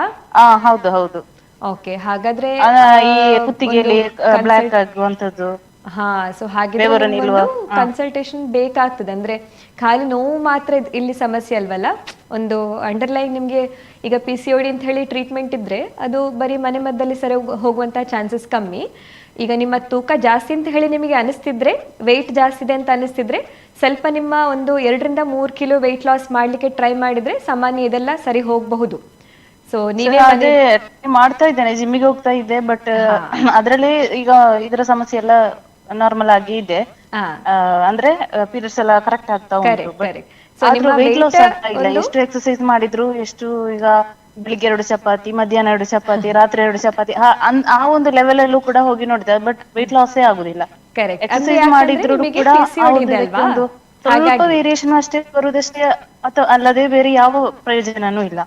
ಸರಿ, ಅದೇ ಹಾಗಿದ್ರೆ ನೀವೊಂದು ಕನ್ಸಲ್ಟೇಷನ್ ಮಾಡಿಸೋದೇ ಬೆಟರ್. ನಮ್ಗೆ PCOD ಅಲ್ಲಿ ಇದೊಂದು ತುಂಬಾ ಸಾಮಾನ್ಯವಾಗಿ ಕಾಣುವಂತ ಲಕ್ಷಣ. ಅಂದ್ರೆ ಅವ್ರು ತುಂಬಾ ಪ್ರಯತ್ನ ಪಡ್ತಿರ್ತಾರೆ, ಜಿಮ್ಗೆ ಹೋಗ್ತಾರೆ, ಫುಡ್ ಕಂಟ್ರೋಲ್ ಮಾಡ್ತಾರೆ, ಆದ್ರೂ ಸಹ ಅಷ್ಟು ಸುಲಭವಾಗಿ ವೆಯ್ಟ್ ಲಾಸ್ ಆಗುದಿಲ್ಲ. ಇದೊಂದು PCOD ಲಕ್ಷಣವೇ ಸರಿ. ಸೊ ನೀವು ಒಂದು ಫಾರ್ಮಲ್ ಕನ್ಸಲ್ಟೇಷನ್ ಮಾಡಿದ್ರೆ ಬೆಟರ್ ಆಗ್ತದೆ ನಮಗೆ. ಅದಕ್ಕೆ ಪರ್ಮನೆಂಟ್ ಸೊಲ್ಯೂಷನ್ ಇರ್ತದ ಮೇಡಮ್? ಇರ್ತದೆ, ಹೌದು. ಅದೊಂದು ತುಂಬಾ ಟ್ರೀಟ್ಮೆಂಟ್ ತಗೊಂಡೆ ನಾನು, ಯಾವ್ದ್ರಲ್ಲೂ ಕಡಿಮೆ ಆಗ್ಲಿಲ್ಲ, ಹಾಗೆ ಕೇಳಿದ್ದು. ಇದೊಂದು ನಮ್ಗೆ ನಿಲ್ಬೇಕು ಅಂತ ಹೇಳುವಂತ ಒಂದು ಇದು ಉಂಟು. ಹೌದೌದು, ನೀವು ಬನ್ನಿ ಒಂದ್ಸರಿ, ನಾವು ಡೀಟೇಲ್ ಆಗಿ ನೋಡ್ಕೊಂಡು ಬೇಕಾಗಿರುವಂಥ ಟೆಸ್ಟ್ಗಳನ್ನ ಮಾಡಿಕೊಂಡು ನಾವು ಟ್ರೀಟ್ಮೆಂಟ್ನ ಸ್ಟಾರ್ಟ್ ಮಾಡ್ಬೋದು. Okay okay. ಎಸ್, ಧನ್ಯವಾದಗಳು ಮೇಡಮ್ ಕರೆ ಮಾಡಿದ್ದಕ್ಕಾಗಿ. ತಮ್ಮ ಪ್ರಶ್ನೆಗೆ ಉತ್ತರ ದೊರಕಿತು ಅಂತ ಭಾವಿಸ್ತೇವೆ ಅನ್ನುವಂಥದ್ದು. ಓಕೆ, ಇನ್ಸುಲಿನ್ ವಿಚಾರಗಳನ್ನ ಹೇಳಿದ್ರಿ. ಇನ್ನು ಮಧುಮೇಹದಿಂದ ಒಂದಷ್ಟು ಅಂಗಾಂಗಗಳಿಗೆ ಕೂಡ ಹಾನಿ ಆಗುತ್ತೆ ಅನ್ನುವಂಥದ್ದನ್ನು ಅಥವಾ ಅನೇಕ ನಿದರ್ಶನಗಳು ಕೂಡ ಆಗಿರುವಂಥದ್ದನ್ನು ತಾವು ಕೂಡ ನೋಡಿರ್ತೀರಿ. ಅದರ ವಿಚಾರದಲ್ಲಿ ಹೇಳೋದಿದ್ರೆ ಜನರು ಅದರ ಬಗ್ಗೆ ಹೇಗೆ ಒಂದು ಜಾಗೃತಿಯನ್ನು ಮೂಡಿಸಿಕೊಳ್ಬೇಕು, ಮತ್ತೆ ಈ ಮಧುಮೇಹ ಅನ್ನುವಂಥದ್ದು ಎಷ್ಟು ಅಪಾಯಕಾರಿ ಆಗ್ತದೆ ನಿರ್ಲಕ್ಷ್ಯ ಮಾಡಿದ್ರೆ ಅಂತ? ಹೌದು. ಸೊ ಈಗ ಮಧುಮೇಹ ನಮಗೆ ಎಷ್ಟೋ ಜನರಿಗೆ ಗೊತ್ತಿರ್ತದೆ, ಅವರಿಗೆ ಸ್ಟಾರ್ಟ್ ಆಗಿದೆ, ಯಾವತ್ತೋ ಒಂದ್ಸರಿ ಟೆಸ್ಟ್ ಮಾಡುವಾಗ ಅವರಿಗೆ ಶುಗರ್ ಸ್ವಲ್ಪ ಜಾಸ್ತಿ ಆಗಿರುವಂತದ್ದು ಗೊತ್ತಿರ್ತದೆ. ಆದ್ರೆ ಅವರು ಈಗ ನಾನು ಮಾತ್ರ ಸ್ಟಾರ್ಟ್ ಮಾಡಿದ್ರೆ ಅದು ಮತ್ತೆ ಲೈಫ್ ಲಾಂಗ್ ಹೋಗ್ತದೆ ಅಂತ ಅದನ್ನ ಒಂದು ಸೈಡಲ್ಲಿ ಇಟ್ಬಿಡ್ತಾರೆ, ಅದನ್ನ ನಿರ್ಲಕ್ಷ್ಯ ಮಾಡ್ಕೊಂಡು. ಆದ್ರೆ ಅದು ಕೇಳ್ಬೇಕಲ್ವಾ, ಅದು ನಮ್ಮ ಶರೀರದಲ್ಲೇ ಇರ್ತದೆ. ನಾವು ಆವಾಗ ಅಂತ ಸಿಚುವೇಶನ್ಸ್ ಇದ್ರೆ ಮಿನಿಮಮ್ ಏನ್ ಮಾಡ್ಬೋದು ಅಂತ ಹೇಳಿದ್ರೆ ಅಟ್ಲೀಸ್ಟ್ ಆಹಾರ ಪದ್ಧತಿಯನ್ನ ಚೇಂಜ್ ಮಾಡ್ಕೊಳ್ಳಿ. ನೀವು ಈಗ ಡಾಕ್ಟರ್ ಹತ್ರ ಬರ್ತಿಲ್ಲ ಅಂದ್ರೆ ನಿಮಗೆ ಗೊತ್ತಾಗಿದೆ ಅಲ್ವಾ, ಸೊ ಅದನ್ನ ನಿರ್ಲಕ್ಷ್ಯ ಮಾಡೋ ಬದಲು ಅಟ್ಲೀಸ್ಟ್ ಒಂದು ಆಹಾರ ಪದ್ಧತಿಯನ್ನಾದ್ರೂ ಫಾಲೋ ಮಾಡಿ ಮತ್ತೆ ಅವಾಗವಾಗ ನೀವಾದ್ರೂ ಚೆಕ್ ಮಾಡ್ತಾ ಇದ್ರೆ ಬೆಟರ್ ಇರ್ತದೆ. ಸೊ ಯಾಕಂದ್ರೆ ಈ ಫಸ್ಟ್ 5 years ಆಫ್ ಡಯಾಗ್ನೋಸಿಸ್ ಅಂತ ಏನ್ ಹೇಳ್ತೇವೆ, ನಮ್ಗೊಂದು ಡಯಾಬಿಟಿಸ್ ಸ್ಟಾರ್ಟ್ ಆಗಿ ಫಸ್ಟ್ 5 ವರ್ಷ ಬಹಳ ಇಂಪಾರ್ಟೆಂಟ್ ಇರ್ತದೆ. ಆ 5 ವರ್ಷ ನಾವು ಯೂಶಲಿ ತಳ್ತೇವೆ, ಹೋಗಿ ಮುಂದೆ ನೋಡುವ ಅಂತ. ಆದ್ರೆ ಅದೇ ಟೈಮಲ್ಲಿ ನಾವು ಕಂಟ್ರೋಲ್ ಮಾಡದಿದ್ರೆ ನಮ್ಮ ಈ ಅಂಗಾಂಗಗಳಿಗೆ ಅದು ಹಾನಿ ಆಗ್ಲಿಕ್ಕೆ ಸ್ಟಾರ್ಟ್ ಆಗ್ತದೆ. ಸೊ ಮತ್ತೆ ಆವಾಗ ಸ್ಟಾರ್ಟ್ ಆಗಿರುವಂತಹ ಪ್ರೊಸೆಸ್ ಸುಮಾರು ಪೇಷಂಟ್ಸ್ ಒಂದು 5 ರಿಂದ 10 ವರ್ಷ ಆದ್ಮೇಲೆ ಬರ್ತಾರೆ ನಮ್ಮ ಹತ್ರ. ಆಗ ಅವರಿಗೆ ಕಾಲಲ್ಲಿ ಆಲ್ರೆಡಿ ಈ ಝುಮ್ ಆಗುವಂತದ್ದು ಅಥವಾ ಗಾಯ ಒಣಗ್ತಿಲ್ಲ, ಆ ಸ್ಟೇಜ್ ಅಲ್ಲಿ ಬರ್ತಾರಲ್ವಾ, ಆವಾಗ ನಮ್ಗೆ ಅದನ್ನ ಶುಗರ್ ಕಂಟ್ರೋಲ್ ಮಾಡ್ಬೋದೇ ವಿನಃ ಆ ಅಂಗಾಂಗ ಹಾನಿ ಆಗಿರುವಂತದನ್ನ ಕಂಪ್ಲೀಟ್ ಆಗಿ ಸರಿ ಮಾಡೋದು ಬಹಳ ಕಷ್ಟ ಆಗಿರ್ತದೆ. ಅದೇ ನೀವು ಸ್ಟಾರ್ಟಿಂಗ್ ಅಲ್ಲಿ ಆ ಫಸ್ಟ್ 5 years ಅಲ್ಲಿ ಬಂದ್ರೆ ನಮಗೆ ಆಲ್ಮೋಸ್ಟ್ ಯಾವುದೇ ಸಮಸ್ಯೆ ಆಗದಿರೋ ಹಾಗೆ ನೋಡ್ಕೋಬಹುದು. ಪ್ಲಸ್ ಸ್ಟಾರ್ಟ್ ಆಗಿದ್ರು ಸಹ ಅದೊಂದು ರಿವರ್ಸಿಬಲ್ ಸ್ಟೇಜ್ ಅಲ್ಲಿ ಇರ್ತದೆ. ಹಾಗಾಗಿ ನಿಮ್ಗೆ ಯಾವಾಗ ಗೊತ್ತಾಗಿದೆ ಡಯಾಬಿಟಿಸ್ ಇದೆ ಅಂತ, ಅದೇ ಸ್ಟೇಜ್ ಅಲ್ಲಿ ಬಂದ್ರೆ ನಮ್ಗೆ ಎಷ್ಟೋ ಸರಿ ಡಯಾಬಿಟಿಸ್ ಒಂದು ರೆಮಿಷನ್ ಸ್ಟೇಜ್ ಅಲ್ಲಿ, ಅಂದ್ರೆ ಸ್ವಲ್ಪ ಒಂದು 2 ರಿಂದ 3 ಅಥವಾ 6 ತಿಂಗಳು ಮಾತ್ರ ತಗೊಂಡು ಕಂಪ್ಲೀಟ್ ಆಗಿ ಬ್ಯಾಕ್ ಟು ನಾರ್ಮಲ್ ಮಾಡುವಂತಹ ಚಾನ್ಸ್ ಆವಾಗ್ಲೂ ಇದೆ ನಮಗೆ ಡಯಾಬಿಟೀಸ್ ಅಲ್ಲಿ, ಎಷ್ಟೋ ಸರಿ ಈ ಜೀವನ ಶೈಲಿ ಆಧಾರಿತ ಡಯಾಬಿಟೀಸ್ ಅಲ್ಲಿ. ಹಾಗಾಗಿ ಅದನ್ನ ಆದಷ್ಟು ನಿರ್ಲಕ್ಷ್ಯ ಮಾಡಬೇಡಿ. ಯಾಕಂದ್ರೆ ಮುಂದೆ ನಾವು ಒಂದು 5 ರಿಂದ 10 ವರ್ಷ ಆದ್ಮೇಲೆ ನೋಡುವಂತಹ ಪ್ರಾಬ್ಲಮ್ಸ್ ಅದು ಬಹಳ ಒಂದು ಹೌದು ಕಾಂಪ್ಲಿಕೇಟೆಡ್ ಆಗಿರ್ತದೆ. ಅಂದ್ರೆ ಈಗ ಕಣ್ಣಿನ ಸಮಸ್ಯೆ ಇರ್ಬೋದು, ರೆಟಿನಾ ಪ್ರಾಬ್ಲಮ್ ಅಂತ ಹೇಳ್ತೇವೆ. ಅದರಲ್ಲಿ ನಮಗೆ ಕಣ್ಣಿನ ಸಮಸ್ಯೆ ಅಂತ ಗೊತ್ತಾಗುದಿಲ್ಲ, ಅಂದ್ರೆ ದೃಷ್ಟಿ ಸಮಸ್ಯೆ ಏನು ಗೊತ್ತಾಗುದಿಲ್ಲ. ಆದ್ರೆ ಅದು ಆಗುವಾಗ ಸಡನ್ ಆಗಿ ಆಗ್ತದೆ. ಆವಾಗ ನಮ್ಗೆ ಒಂದು ಇಫೆಕ್ಟಿವ್ ಟ್ರೀಟ್ಮೆಂಟ್ ಅಂತ ಇರೋದಿಲ್ಲ, ಕಣ್ಣಿಗೆ ಇಂಜೆಕ್ಷನ್ಸ್ ಬೇಕಾಗಿ ಬರಬಹುದು, ಆದ್ರೂ ಅದರಿಂದ ಒಂದು ಕಂಪ್ಲೀಟ್ ಆಗಿ ಟ್ರೀಟ್ಮೆಂಟ್ ಅದು ಕ್ಯೂರ್ ಆಗದೆ ಇರುವಂತದ್ದು ಆ ಸ್ಟೇಜಿಗೆ ಬಂದ್ಬಿಡ್ತದೆ. ಹಾಗಾಗಿ ನೀವು ಬೇಗ ಒಂದು ಡಯಾಗ್ನೋಸಿಸ್ ಆದ್ರೆ ನಾವು ವರ್ಷ ಒಂದ್ಸರಿ ಕಣ್ಣಿನ ಪರೀಕ್ಷೆ ಮಾಡಿಸ್ಕೊಳ್ತಾ ಇದ್ರೆ ಇದು ಯಾವುದೇ ಒಂದು ಸಮಸ್ಯೆ ಆಗದೇ ಇರುವ ಹಾಗೆ ಬಹಳ ಸುಲಭದಲ್ಲಿ ನಮ್ಗೆ ನೋಡಬಹುದು. ಮತ್ತೆ ಸೆಕೆಂಡ್ ಅಂತ ಹೇಳಿದ್ರೆ ಕಾಲಿನ ನರಗಳು, ನರ್ವ್ಸ್, ನ್ಯೂರೋಪತಿ ಅಂತ ಹೇಳ್ತೀವಿ. ಇದು ಸರ್ವೇ ಸಾಮಾನ್ಯವಾಗಿ ಪೇಷಂಟ್ಸ್ ಅನುಭವಿಸ್ತಾರೆ.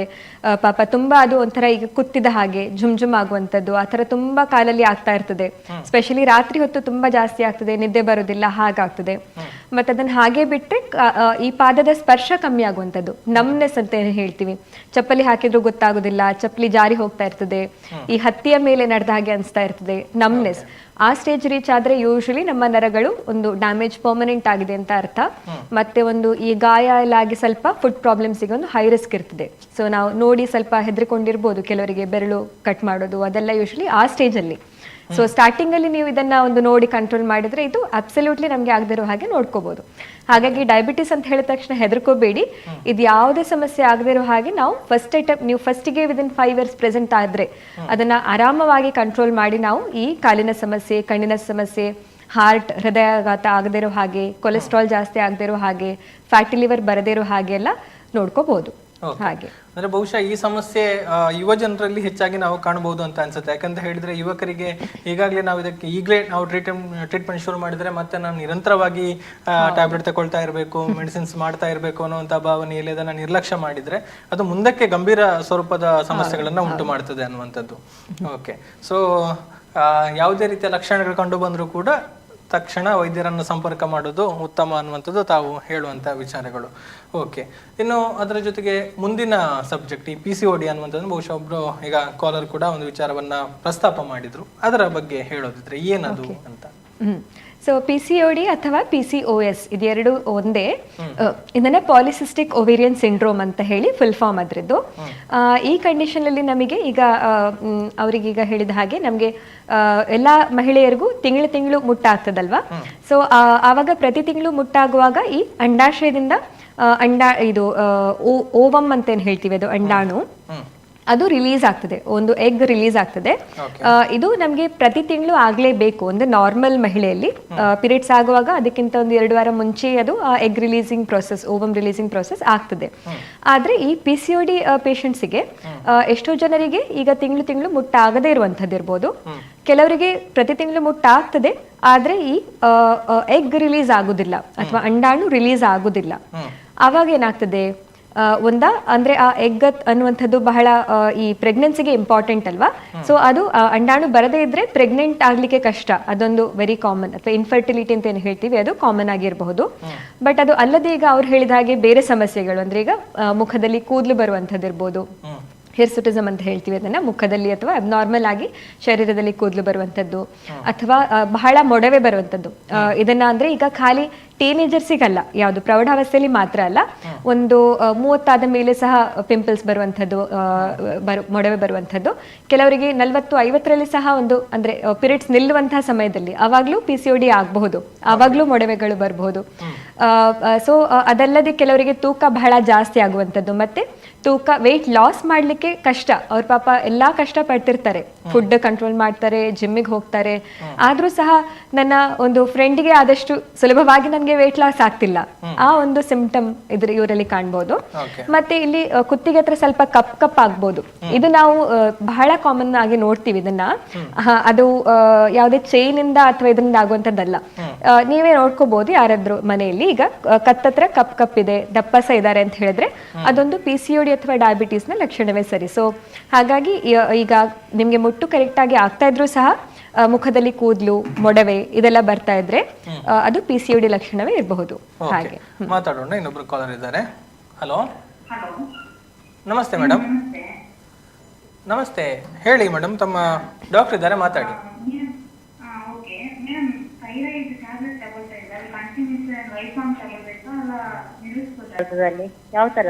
ಓಕೆ, ನಿಮ್ಮ ಪ್ರಾಯ ಎಷ್ಟು ಹೇಳಿ ಈಗ? ಏನು ಏಜ್ ಎಷ್ಟಾಯ್ತು ನಿಮಗೆ? ಪ್ರಾಯ ಎಷ್ಟು ಅಂತ? ಏಜ್ 32. ಓಕೆ ಸರಿ. ಸೊ ನಿಮಗೆ ನೀವು ತಗೋತಾ ಇದ್ದೀರಾ ಮಾತ್ರೆ ಥೈರಾಯ್ಡಿಗೆ? ಹೌದು. ಓಕೆ, ಸೊ ನಿಮಗೆ ಯಾವ ಪ್ರಾಯದಿಂದ ನೀವು ಸ್ಟಾರ್ಟ್ ಮಾಡಿದೀರಾ ಮಾತ್ರೆ? ಏನು ಯಾವಾಗಿಂದ ಸ್ಟಾರ್ಟ್ ಮಾಡಿದೆ? ಯಾವ ಏಜ್ ಅಲ್ಲಿ ಸ್ಟಾರ್ಟ್ ಮಾಡಿದಿರಿ ಮಾತ್ರೆ ತಗೊಳ್ಳೋದು ಥೈರಾಯ್ಡಿಗೆ? ಅದು ಒಂದು 1 ಇಯರ್ ಆಗ್ತಾ ಬಂತು. ರೀಸೆಂಟ್ ಆಗಿ ಅಲ್ವಾ? ಓಕೆ ಸರಿ. ಸೊ ನಿಮಗೆ ಯಾವ ಕಾರಣಕ್ಕೆ ಸ್ಟಾರ್ಟ್ ಮಾಡಿದ್ದು ಮಾತ್ರೆಯನ್ನ? ಅರ್ಥ ಆಗಿಲ್ಲ. ಯಾವ ಕಾರಣಕ್ಕೆ ಅವರು ಥೈರಾಯ್ಡ್ ಮಾತ್ರೆ ಸ್ಟಾರ್ಟ್ ಮಾಡಿದ್ದು? ಒಂದೇ ಥೈರಾಯ್ಡ್ ಪ್ರಾಬ್ಲಮ್ ಉಂಟು ಹೇಳಿದ್ರ. ಅಂದ್ರೆ ಕುತ್ತಿಗೆಯಲ್ಲಿ ಇದುಂಟಾ, ದಪ್ಪ ಆಗಿದ್ಯಾ? ಹೌದು. ದೊಡ್ಡದು ಊತ ಉಂಟಾ, ಹಾಗೆ ಗಾಯ್ಟರ್ ಅಂತ ಹೇಳ್ತೀವಲ್ಲ ಅದಿದ್ಯಾ? ಲೈಟ್ ಆಗಿದೆ. ಲೈಟ್ ಆಗಿದೆ. ಓಕೆ, ನಿಮ್ಮ ಡೋಸ್ ಎಷ್ಟು ಈಗ ತಗೊಳ್ತಾ ಇರುವಂತದ್ದು? ಡೋಸ್ ಎಷ್ಟು ಹೇಳಿ, ನಿಮ್ಮ ಮಾತ್ರೆದು ಡೋಸ್ ಎಷ್ಟು? ಥೈರೋನಾಮ್ ಅಥವಾ ಥೈರಾಕ್ಸಿನ್ ಇದು? ಕಟ್ ಆಯ್ತು ಕಾಲ್ ಅನ್ಸ್ತದೆ. ಓಕೆ, ಕರೆ ಕಡಿತಗೊಂಡಿದೆ, ದಯವಿಟ್ಟು ಮತ್ತೊಮ್ಮೆ ಸಂಪರ್ಕ ಮಾಡಿ ಅನ್ನುವಂಥ ಒಂದು ವಿನಂತಿಯನ್ನ ಮಾಡ್ತಾ ಇದ್ದೇವೆ. ಓಕೆ, PCOD ಸಮಸ್ಯೆ ಅಂದ್ರೆ ಏನು ಅನ್ನುವಂಥದ್ದನ್ನೇ ಹೇಳಿದ್ರಿ. ಅಂದ್ರೆ ಇದು ಗುಣಮುಖ ಆಗುವಂಥದ್ದ ಅಥವಾ ಇದರಿಂದ ಆಗುವಂತ ಮುಂದಕ್ಕೆ ಬರುವಂತ ಸಮಸ್ಯೆಗಳೇನು? ಈ ಬಂಜೆತನ ಅಥವಾ ಇಂಥ ಸಮಸ್ಯೆಗಳೇನಾದ್ರೂ ಬರುವ ಚಾನ್ಸಸ್ ಇದೆಯಾ ಅಂತ? ಹೌದು, ಈಗ ಬಹಳಷ್ಟು ಜನರಿಗೆ ಗೊತ್ತಿರ್ಲಿಕ್ಕಿಲ್ಲ, ಬಟ್ PCOD ಮತ್ತೆ ಡಯಾಬಿಟೀಸ್ ಇದು ಒಂದೇ ಗ್ರೂಪ್ ಆಫ್ ಪ್ರಾಬ್ಲಮ್ಸ್ ಅಂತ ಹೇಳ್ಬೋದು. ಅಂದ್ರೆ ಎರಡಕ್ಕೂ ಸೇರುವಂತಹ ಮೂಲ ಕಾರಣ ಒಂದೇ. ಈಗ ನಾನು ಮತ್ತೆ ಬರೀ ಬೊಜ್ಜಿನ ಬಗ್ಗೆ ಮಾತಾಡ್ತೀನಿ ಅಂತ ಅನ್ಸ್ಬಹುದು, ಬಟ್ ಏನ್ ಮಾಡೋದು, ನಮ್ಮ ಮೆಜಾರಿಟಿ ಆಫ್ ದ ಇದು ಪೇಷಂಟ್ಸ್ ಅಲ್ಲಿ ಇರುವಂತಹ ಪ್ರಾಬ್ಲಮ್ ಇದೇ ಇರ್ತದೆ ಆಕ್ಚುಲಿ, ಬೊಜ್ಜು ಅಂತ ಏನ್ ಹೇಳ್ತೀವಲ್ವಾ. ಸೊ ಅದೇ ಕೆಲವರಿಗೆ ಈಗ PCOD ಆಗಿ ಕಾಣ್ತದೆ, ಅದೇ ಕೆಲವರಿಗೆ ಈಗ ಡಯಾಬಿಟೀಸ್ ಆಗಿ ಕಾಣ್ತದೆ.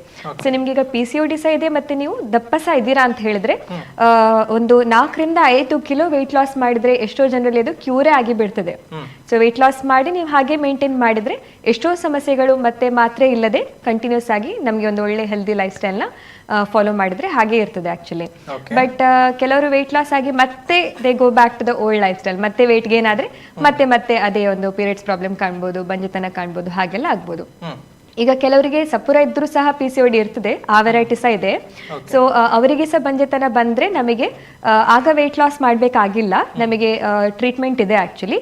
ಒಂದು ಅಂಡಾಣು ಸಮಸ್ಯೆ ಏನು ಹೇಳಿದೆ ನಾನು ಅವಾಗ, ಪ್ರತಿ ತಿಂಗಳು ಅವರಿಗೆ ಅಂಡಾಣು ಹೊರಗಡೆ ರಿಲೀಸ್ ಆಗೋದಿಲ್ಲ ಅಂತ, ಅದನ್ನ ರಿಲೀಸ್ ಮಾಡ್ಲಿಕ್ಕೆ ಇರುವಂತಹ ಕೆಲವು ಮೆಡಿಸಿನ್ಸ್ಗಳಿವೆ. ಸೊ ಅದನ್ನ ಕೊಟ್ಬಿಟ್ಟು ಅದನ್ನ ಒಂದು ಇನ್ಫರ್ಟಿಲಿಟಿ ಟ್ರೀಟ್ಮೆಂಟ್ ಮಾಡಿ ಪ್ರೆಗ್ನೆಂಟ್ ಆಗುವಂತಹ ಸಂಭವ ಇದೆ. ಹಾಗೆ ಮಾಡುವಂತ ಅವಕಾಶಗಳಿದೆ ಅನ್ನುವಂಥದ್ದು.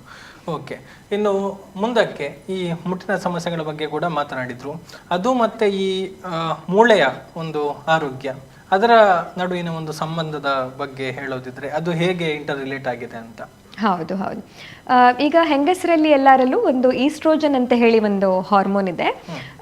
ಸೊ ಅದು ನಮ್ಮ ಈ ಮೂಳೆಯ ಒಂದು ಹೆಲ್ತಿಗೆ ಅಥವಾ ಅದರ ಬಲಕ್ಕೆ, ಒಂದು ಸ್ಟ್ರೆಂತ್ಗೆ ತುಂಬಾ ಇಂಪಾರ್ಟೆಂಟ್ ಇರ್ತದೆ ಈಸ್ಟ್ರೋಜನ್ ಹಾರ್ಮೋನ್. ಹಾಗಾಗಿ ಈಗ ಒಂದು ನಮಗೆ ಹೆಂಗಸರಿಗೆ ಒಂದು ಮುಟ್ಟು ನಿಲ್ಲುವವರೆಗೆ ಈ ಈಸ್ಟ್ರೋಜನ್ನ ಒಂದು ಪ್ರಮಾಣ ಒಳ್ಳೆ ಪ್ರಮಾಣದಲ್ಲಿ ಇರ್ತದೆ ಶರೀರದಲ್ಲಿ. ಅದು ಎಲುಬಿನ ಮೇಲೆ ಒಂದು ಒಳ್ಳೆ ಕೆಲಸ ಮಾಡ್ತಾ ಇರ್ತದೆ, ಒಂದು ಸ್ಟ್ರಾಂಗ್ ಆಗಿ ಒಂದು ಮೇಂಟೈನ್ ಮಾಡ್ತಾ ಇರ್ತದೆ.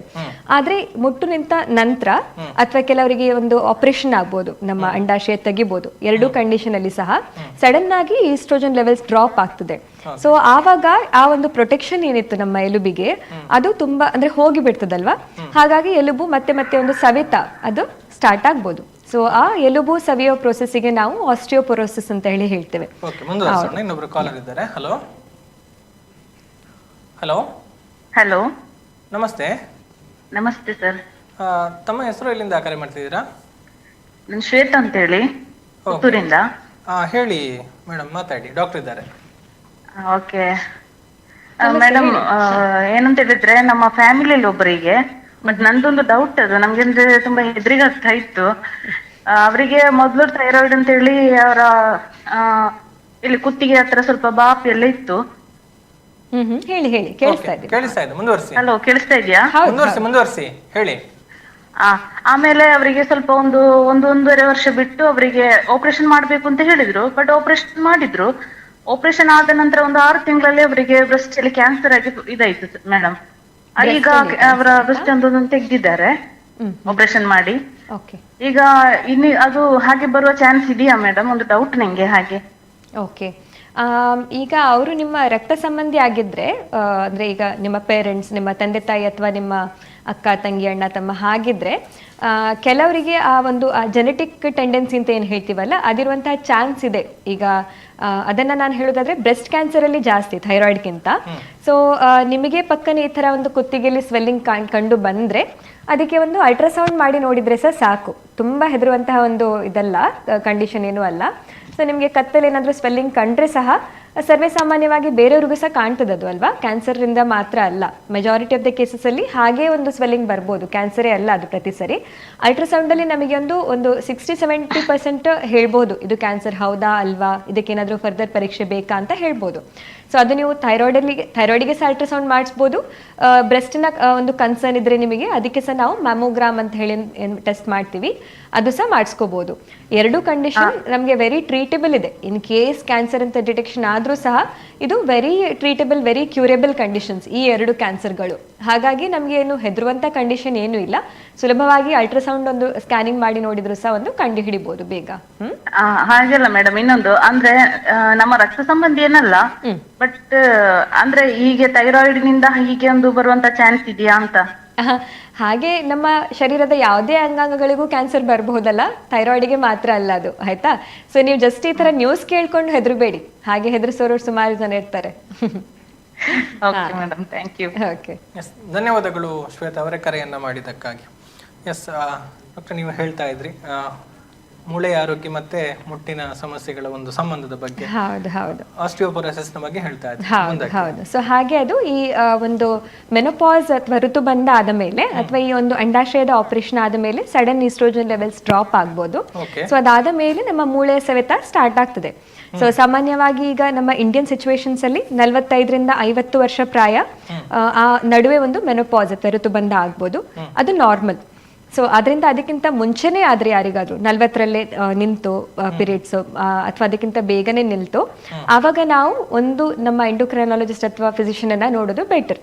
ಯಾಕಂದ್ರೆ ಇದರಿಂದ ನಮಗೆ ಬೇರೆ ಯಾವ್ದು ಪ್ರೊಟೆಕ್ಷನ್ ಇತ್ತು ಈ ಎಲುಬಿಗೆ ಮತ್ತೆ ಹಾರ್ಟಿಗೆ ಹೆಂಗಸರಲ್ಲಿ ಈಸ್ಟ್ರೋಜನ್ ಇಂದ ಅದು ಹೋಗಿ ಬಿಡ್ತದೆ. ಹಾಗಾಗಿ ನಾವು ಅದನ್ನ ಸ್ವಲ್ಪ ಪ್ರೊಟೆಕ್ಷನ್ಗೋಸ್ಕರ ಕೆಲವರಿಗೆ ಹಾರ್ಮೋನ್ಸ್ ಅನ್ನೇ ಕೊಡಬಹುದು.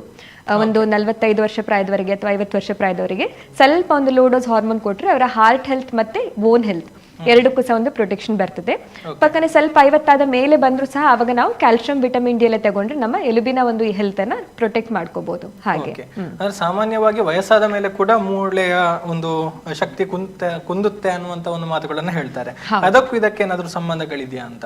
ಹೌದು, ಈಗ ಅದು ಸಾಮಾನ್ಯವಾಗಿ ಏನು ಎಲುಬಿನ ಈಗ ಪ್ರಾಯದ ಮೇಲೆ ಕಮ್ಮಿ ಆಗ್ತದೆ, ಅದರಿಂದ ನಮಗೆ ಒಂದು ಫ್ರಾಕ್ಚರ್ ಆಗಬಾರ್ದು. ಅಂದ್ರೆ ಒಂದು ಮೇಜರ್ ಫ್ರಾಕ್ಚರ್ ಅಂತ ಏನ್ ಹೇಳ್ತೇವೆ, ಒಂದು ಈ ಹಿಪ್ ಇದು ಅಥವಾ ಒಂದು ಕಾಲಿನ ಒಂದು ಮೂಳೆ ಮುರಿದು ಹೋದ್ರೆ ಆಗ ಏನಾಗ್ತದೆ, ನಮ್ಗೆ ಒಂದು ಓಡಾಟ ಮಾಡ್ಲಿಕ್ಕೆ ಕಷ್ಟ ಆಗ್ತದೆ. ಮತ್ತೊಂದು ನಾವು ಬೆಡ್ ಬೌಂಡ್ ಅಂತ ಏನ್ ಹೇಳ್ತೀವಿ, ಒಂದು ಮಂಚಕ್ಕೆ ಅಲ್ಲೇ ಸೀಮಿತ ಹಾಗೆ ಆಗ್ಬಿಡ್ತೀವಿ.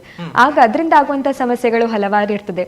ಹಾಗಾಗಿ ನಿಜವಾಗ್ಲೂ ಹೇಳ್ಬೇಕು ಅಂದ್ರೆ ಒಂದು ನಮ್ಮ 65 ವರ್ಷ ಪ್ರಾಯದ ಮೇಲೆ ಅಥವಾ ಒಂದು ಮುಟ್ಟು ನಿಂತ ಮೇಲೆ ಒಂದು ಆ ಡೆಕ್ಸಾ ಸ್ಕ್ಯಾನಿಂಗ್ ಅಂತ ಏನ್ ಹೇಳ್ತೀವಲ್ಲ ಅದೊಂದು ಮಾಡ್ಬೇಕಾಗ್ತದೆ, ಎಲುಬಿನ ಒಂದು ಸ್ಕ್ಯಾನಿಂಗ್. ಪಕ್ಕನೆ ಅದು ಮಾಡ್ಲಿಕ್ಕೆ ಆಗ್ಲಿಲ್ಲ ಯಾಕಂದ್ರೆ ಅಷ್ಟು ಕಾಮನ್ ಆಗಿ ಆ ಸ್ಕ್ಯಾನ್ ಸಿಗ್ಲಿಕ್ಕಿಲ್ಲ ಜನರಿಗೆ. ಮಿನಿಮಮ್ ಏನ್ ಮಾಡ್ಬೋದು ಅಂತ ಹೇಳಿದ್ರೆ ಒಂದು ಕ್ಯಾಲ್ಸಿಯಂ ಮಾತ್ರೆ ಅಥವಾ ಒಂದು ವಿಟಮಿನ್ ಡಿ ಟೆಸ್ಟ್ ಮಾಡ್ಕೊಂಡು ಅದು ಕಮ್ಮಿ ಇದ್ರೆ ವಿಟಮಿನ್ ಡಿ ಟ್ರೀಟ್ಮೆಂಟ್ ಆದ್ರೂ ಮಾಡ್ಕೋಬಹುದು. ಇದು ಎಲ್ಲರಿಗೂ ಸಹ, ಅಂದ್ರೆ ಮೆನೋಪಾಸ್ ಅಥವಾ ಋತುಬಂಧ ಬೇಗ ಆಗ್ಬೇಕು ಅಂತೇನಿಲ್ಲ. ನಾರ್ಮಲ್ ಕರೆಕ್ಟ್ ಪ್ರಾಯದಲ್ಲಿ ಋತುಬಂಧ ಆದ್ರೂ ಸಹ ಒಂದು ಮೂಳೆ ಸವೆತ ಏನಿದೆ ಅದನ್ನ ನಾವು ತಡಿಲಿಕ್ಕೋಸ್ಕರ ಇದನ್ನು ಕ್ಯಾಲ್ಸಿಯಂ ಮತ್ತೆ ವಿಟಮಿನ್ ಡಿ ನ ತಗೋಬಹುದು. ಇದು ಯಾವುದೇ ಫ್ರಾಕ್ಚರ್ ಕೆಲವರಿಗಿಲ್ಲ ಅಂತ ಹೇಳಿದ್ರೆ ಈ ಬೆನ್ಮೂಳೆ ಏನ್ ಹೇಳ್ತೀವಲ್ಲ ಸ್ಪೈನ್ ಜಸ್ಟ್ ಬೆಂಡ್ ಆಗುವಂತ ಪ್ರೊಸೆಸ್ ಏನಿದೆ, ಗೂನು ಬೆನ್ನು ಅಂತ ಹೇಳ್ತೀವಿ. ನಮಗದು ಮುಂಚೆಲ್ಲ ಚಿಕ್ಕವರಿರುವಾಗ ಅದೇ ಒಂದು ಆಸ್ಟಿಯೋಪೊರೋಸಿಸ್ ಅಂತ ಗೊತ್ತಿರಲಿಲ್ಲ. ಪ್ರಾಯ ಆದವರಿಗೆ ಗೂನು ಬೆನ್ನು ಕಾಮನ್ ಅಂತ ಅನ್ಕೊಳ್ತಿದ್ವಿ. ಬಟ್ ಅದು ಆಕ್ಚುಲಿ ಅದು ಏನು, ನಮ್ಮ ಎಲುಬಿನ ಆ ಸ್ಪೈನ್ ಇದು ಫ್ರಾಕ್ಚರ್ ಅದು. ಸೊ ಅದ್ರದ್ದೊಂದು ತೋರಿಸ್ಬೇಕು ಅಂತ ಹೇಳಿದ್ರೆ, ಓಕೆ, ಈ ಚಿತ್ರದಲ್ಲಿ ನಾವು ನೋಡ್ತಾ ಇದ್ದೀವಿ ಆಕ್ಚುಲಿ ಋತುಬಂಧ ಆಗುವಂತಹ ಕೆಲವು ಲಕ್ಷಣಗಳು. ಓಕೆ, ಅದಿಲ್ಲ ಅನ್ಸುತ್ತೆ, ಅಡ್ಡಿಲ್ಲ.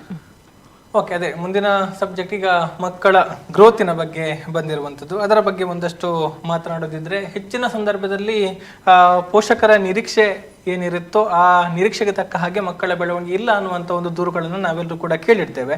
ಸೊ ಆ ಬಗ್ಗೆ, ಆ ಒಂದು ವಿಚಾರದ ಬಗ್ಗೆ ಹೇಳೋದಿದ್ರೆ ಇದಕ್ಕೆ ಕಾರಣಗಳೇನು, ಅದು ಇಲ್ಲಿಂದ ಆರಂಭ ಆಗುತ್ತೆ ಅಂತ? ಓಕೆ ಓಕೆ ಸೊ ಈಗ ಅದು ನೀವು ಹೇಳಿದ ಹಾಗೆ ತುಂಬಾ ಕಾಮನ್ ಕನ್ಸರ್ನ್. ಈಗ ಜಾಸ್ತಿ ಜನ ಎಜುಕೇಟ್ ಆಗ್ತಾ ಇದ್ದ ಹಾಗೆ ಅವರಿಗೆ ಹೈಟ್ ಎಲ್ಲ ಅವರು ಬೇಗನೆ ಒಂದು ಅವೇರ್ನೆಸ್ ಬಂದ್ಬಿಡ್ತದೆ. ಸೊ ಈಗ ಇದರಲ್ಲಿ ಫಸ್ಟ್ ಇಂಪಾರ್ಟೆಂಟ್ ಥಿಂಗ್ ನಮಗೆ ಬರುವಂತ ಸುಮಾರು ಮಕ್ಕಳು ಅವರ ಪೇರೆಂಟ್ಸಿಗೆ ಒಂದು ಹೈ ಎಕ್ಸ್ಪೆಕ್ಟೇಷನ್ಸ್ ಇರ್ತದೆ, ನಮ್ಮ ಮಕ್ಕಳು ಉದ್ದ ಆಗ್ಬೇಕು ಹಾಗೆ. ಆದ್ರಿಂದ ಈಗ ಮಕ್ಕಳು ಬೆಳೆಯುವಂತಹ ಫಸ್ಟ್ ಇಂಪಾರ್ಟೆಂಟ್ ಫ್ಯಾಕ್ಟರ್ ಏನಿದೆ ಅದು ಜೆನೆಟಿಕ್ಸ್. ಅಂದ್ರೆ ಈಗ ತಂದೆ ಮತ್ತೆ ತಾಯಿಯ ಒಂದು ಆವರೇಜ್ ಹೈಟ್ ಏನಿದೆ ಅದರ ಪ್ರಕಾರ ನಾವು ಬೆಳವಣಿಗೆನ ನಿರೀಕ್ಷೆ ಮಾಡಬೇಕು.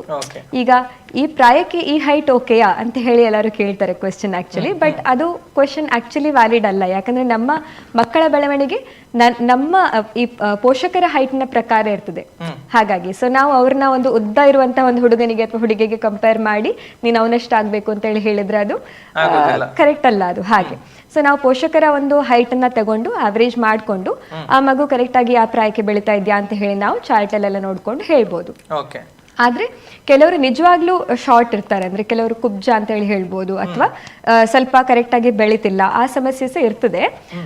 ಆ ಥರ ಒಂದು ಕನ್ಸರ್ನ್ ಇದ್ರೆ ತಂದೆ ತಾಯಿ ಸ್ವಲ್ಪ ಬೇಗನೆ ಕರ್ಕೊಂಡು ಬಂದ್ರೆ ಬೆಟರ್ ಇರ್ತದೆ. ಅಂದ್ರೆ ಈಗ ಒಂದು 9, 10, 11 ಅದಕ್ಕಿಂತ ಮುಂಚೆ ಕರ್ಕೊಂಡು ಬರಬೇಕು. ಅಂದ್ರೆ ನೀವು ಕರೆಕ್ಟ್ ಆಗಿ ನೋಟಿಸ್ ಮಾಡ್ತಾ ಇರಬೇಕು ಒಂದು ಮಕ್ಕಳ ಬೆಳವಣಿಗೆ. ಪ್ರತಿ 3 ತಿಂಗಳು ಅಥವಾ 6 ತಿಂಗಳಿಗೆ ಒಂದು ಮನೆಯಲ್ಲಿ ಒಂದು ಕಡೆ ಒಂದು ಪ್ಲಾಟ್ ಮಾಡೋದು ಹಾಗೆ ಮಾಡ್ತಾ ಇದ್ರೆ ಒಂದು ವರ್ಷದಲ್ಲಿ ನಮಗೆ ಒಂದು ಎಕ್ಸಾಂಪಲ್ ಒಂದು ಹೇಳ್ಬೇಕು ಅಂತ ಹೇಳಿದ್ರೆ ಒಂದು 9 ವರ್ಷಕ್ಕಿಂತ ಮುಂಚೆ ನಮಗೊಂದು ಮಕ್ಕಳು 4 ರಿಂದ 5 ಸೆಂಟಿಮೀಟರ್ ಆದ್ರೂ ವರ್ಷ ಬೆಳಿಬೇಕು. ಅಂದ್ರೆ ಪ್ರೌಢಾವಸ್ಥೆಗಿಂತ ಮುಂಚೆ. ಪ್ರೌಢಾವಸ್ಥೆ ಸ್ಟಾರ್ಟ್ ಆದ ಮೇಲೆ ಮಿನಿಮಮ್ ಒಂದು 8 ರಿಂದ 10 ಸೆಂಟಿಮೀಟರ್ ಆದ್ರೂ ವರ್ಷಕ್ಕೆ ಬೆಳಿಬೇಕು. ಇದು ವರ್ಷಕ್ಕೆ.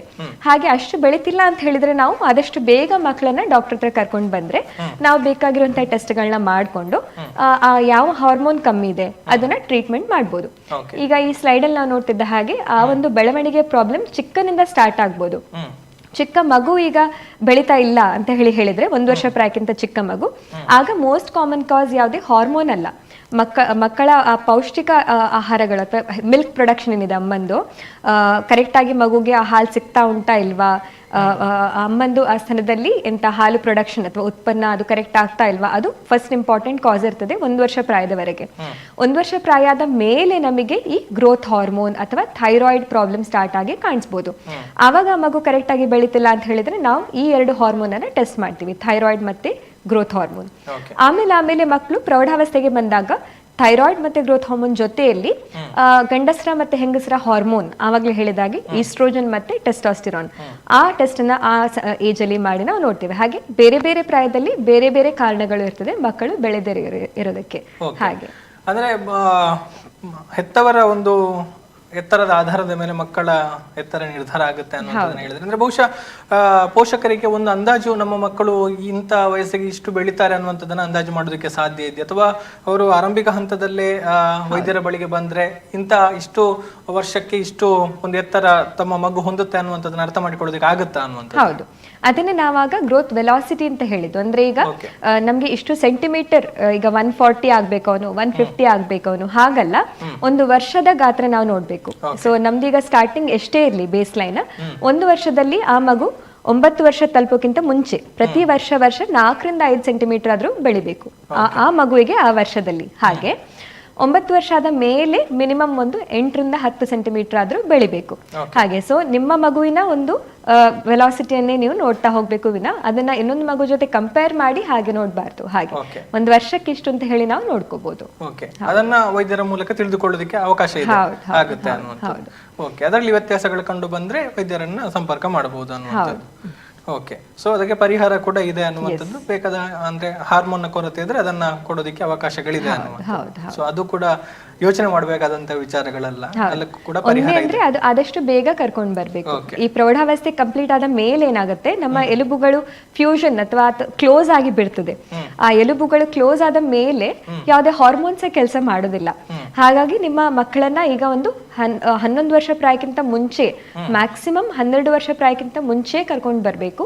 ಆಗ ಮಾತ್ರ ಮಗುವಿಗೆ ಒಂದು 1 ರಿಂದ 2 ವರ್ಷ ಹಾರ್ಮೋನ್ ಟ್ರೀಟ್ಮೆಂಟ್ ಕೊಟ್ರೆ ನಮಗೆ ಬೆಳೆಯುವಂತಹ ಚಾನ್ಸ್ ಇರ್ತದೆ. 15, 16, 18 ವರ್ಷ ಪ್ರಾಯದ ಮೇಲೆ ಮಗ ಚಿಕ್ಕವನಿದ್ದಾನೆ, ಮಗಳು ಬೆಳಿತಿಲ್ಲ ಅಂತ ಹೇಳಿದ್ರೆ ಆಗ ಹಾರ್ಮೋನ್ಸ್ ಕೆಲಸ ಮಾಡುದಿಲ್ಲ. ಈ ಎಲುಬುಗಳೇ ಆಕ್ಚುಲಿ ಫ್ಯೂಷನ್ ಆಗಿ ಬಿಡ್ತದೆ. ಹಾಗಾಗಿ ನಮ್ಗೆ ಮಾತ್ರೆಗಳು ಅಥವಾ ಮದ್ದಿಂದ ಕೆಲಸ ಆಗೋದಿಲ್ಲ. ಆ ಹಂತಕ್ಕಿಂತ ಮೊದಲು ಬಂದ್ರೆ ಮಾತ್ರ ಕೊಡೋದಕ್ಕೆ ಸಾಧ್ಯ ಇದೆ ಅನ್ನುವಂಥದ್ದು. ಆ ಬಗ್ಗೆ ಗಮನ ಹರಿಸಬೇಕಾಗುತ್ತೆ ವಿಶೇಷವಾಗಿ. ಓಕೆ, ಇನ್ನು ಮುಂದಿನ ಟಾಪಿಕ್ ಹತ್ರ ನಾವು ಹೋಗೋದಿದ್ರೆ, ಈಗಾಗಲೇ ಹೇಳಿದ್ರೆ ಪ್ರೌಢಾವಸ್ಥೆಗೆ ತಲುಪೋದು ಅನ್ನುವಂಥದ್ದು. ಅಂದ್ರೆ ಆ ಹಂತ ಅಂದ್ರೆ ಹೆಣ್ಮಕ್ಳಲ್ಲಿ ಮೈ ನೆರೆಯುವುದು ಅನ್ನುವಂಥದ್ದನ್ನ ಹೇಳುವಂಥದ್ದು. ಸೊ ಅದು ವಿಳಂಬ ಆಗಿದೆ ಅಥವಾ ಅದು ಸಮಯಕ್ಕೆ ಸರಿಯಾಗಿ ಆಗಿಲ್ಲ ಅನ್ನುವಂಥದ್ದನ್ನ ಅದನ್ನ ಹೇಗೆ ಐಡೆಂಟಿಫೈ ಮಾಡೋದು ಮತ್ತು ಅದು ಹೇಗೆ ಗೊತ್ತಾಗುತ್ತೆ ಅನ್ನುವಂಥದ್ದು, ಅದು ವಿಳಂಬ ಆಗಿದೆ ಅಂತ ಯಾವಾಗ ಹೇಳ್ತೇವೆ ಅಂತ? ಹೌದು, ಸೊ ಈಗ ಹೆಣ್ಮಕ್ಳಿಗೆ ಒಂದು ಸಾಧಾರಣ ನಮಗೆ ಒಂದು ಪೀರಿಯಡ್ ಸ್ಟಾರ್ಟ್ ಆಗುವಂಥ ಪ್ರಾಯ ಒಂದು 12 ಅಥವಾ 13 ಅಂತ ಹೇಳ್ಬೋದು. ಸೊ ಒಂದು 15 ವರ್ಷ ಆದ್ರೂ ಸಹ ಪೀರಿಯಡ್ಸ್ ಆಗ್ತಿಲ್ಲ ಅಂತ ಹೇಳಿದ್ರೆ ಆಗ ಅದೊಂದು ಇಂಪಾರ್ಟೆಂಟ್ ಕನ್ಸರ್ನ್ ಅಥವಾ ಒಂದು ಪ್ರಾಬ್ಲಮ್ ಅಂತ ಹೇಳ್ಬೋದು. 15 ಅಥವಾ ಮ್ಯಾಕ್ಸಿಮಮ್ 16 ವರ್ಷ ಆವಾಗ್ಲೂ ಸ್ಟಾರ್ಟ್ ಆಗಿಲ್ಲ ಅಂತ ಹೇಳಿದ್ರೆ ಡೆಫಿನೆಟ್ಲಿ ನಾವು ಡಾಕ್ಟರ್ ಹತ್ರ ಕರ್ಕೊಂಡು ಬರ್ಬೇಕು, ಏನ್ ಸಮಸ್ಯೆ ಅಂತ ಹೇಳಿ ಚೆಕ್ ಮಾಡ್ಬೇಕಾಗ್ತದೆ. ಈಗ ಕೆಲವರಿಗೆ ಪೀರಿಯಡ್ಸ್ ಸ್ಟಾರ್ಟ್ ಆಗುವಾಗ ಕರೆಕ್ಟ್ ಆಗ್ತದೆ, ಬಟ್ ಸ್ಟಾರ್ಟ್ ಆದ ಮೇಲೆ ಒಂದು ಫಸ್ಟ್ 1 ಇಯರ್ ಏನಿದೆ, 1 ವರ್ಷ, ಆವಾಗ ಬಹಳಷ್ಟು ಸಮಸ್ಯೆ ಕಾಣ್ತದೆ. ಸೊ ಡಾಕ್ಟರ್ ಕಾಲರ್ ಇದ್ದಾರೆ. ಹಲೋ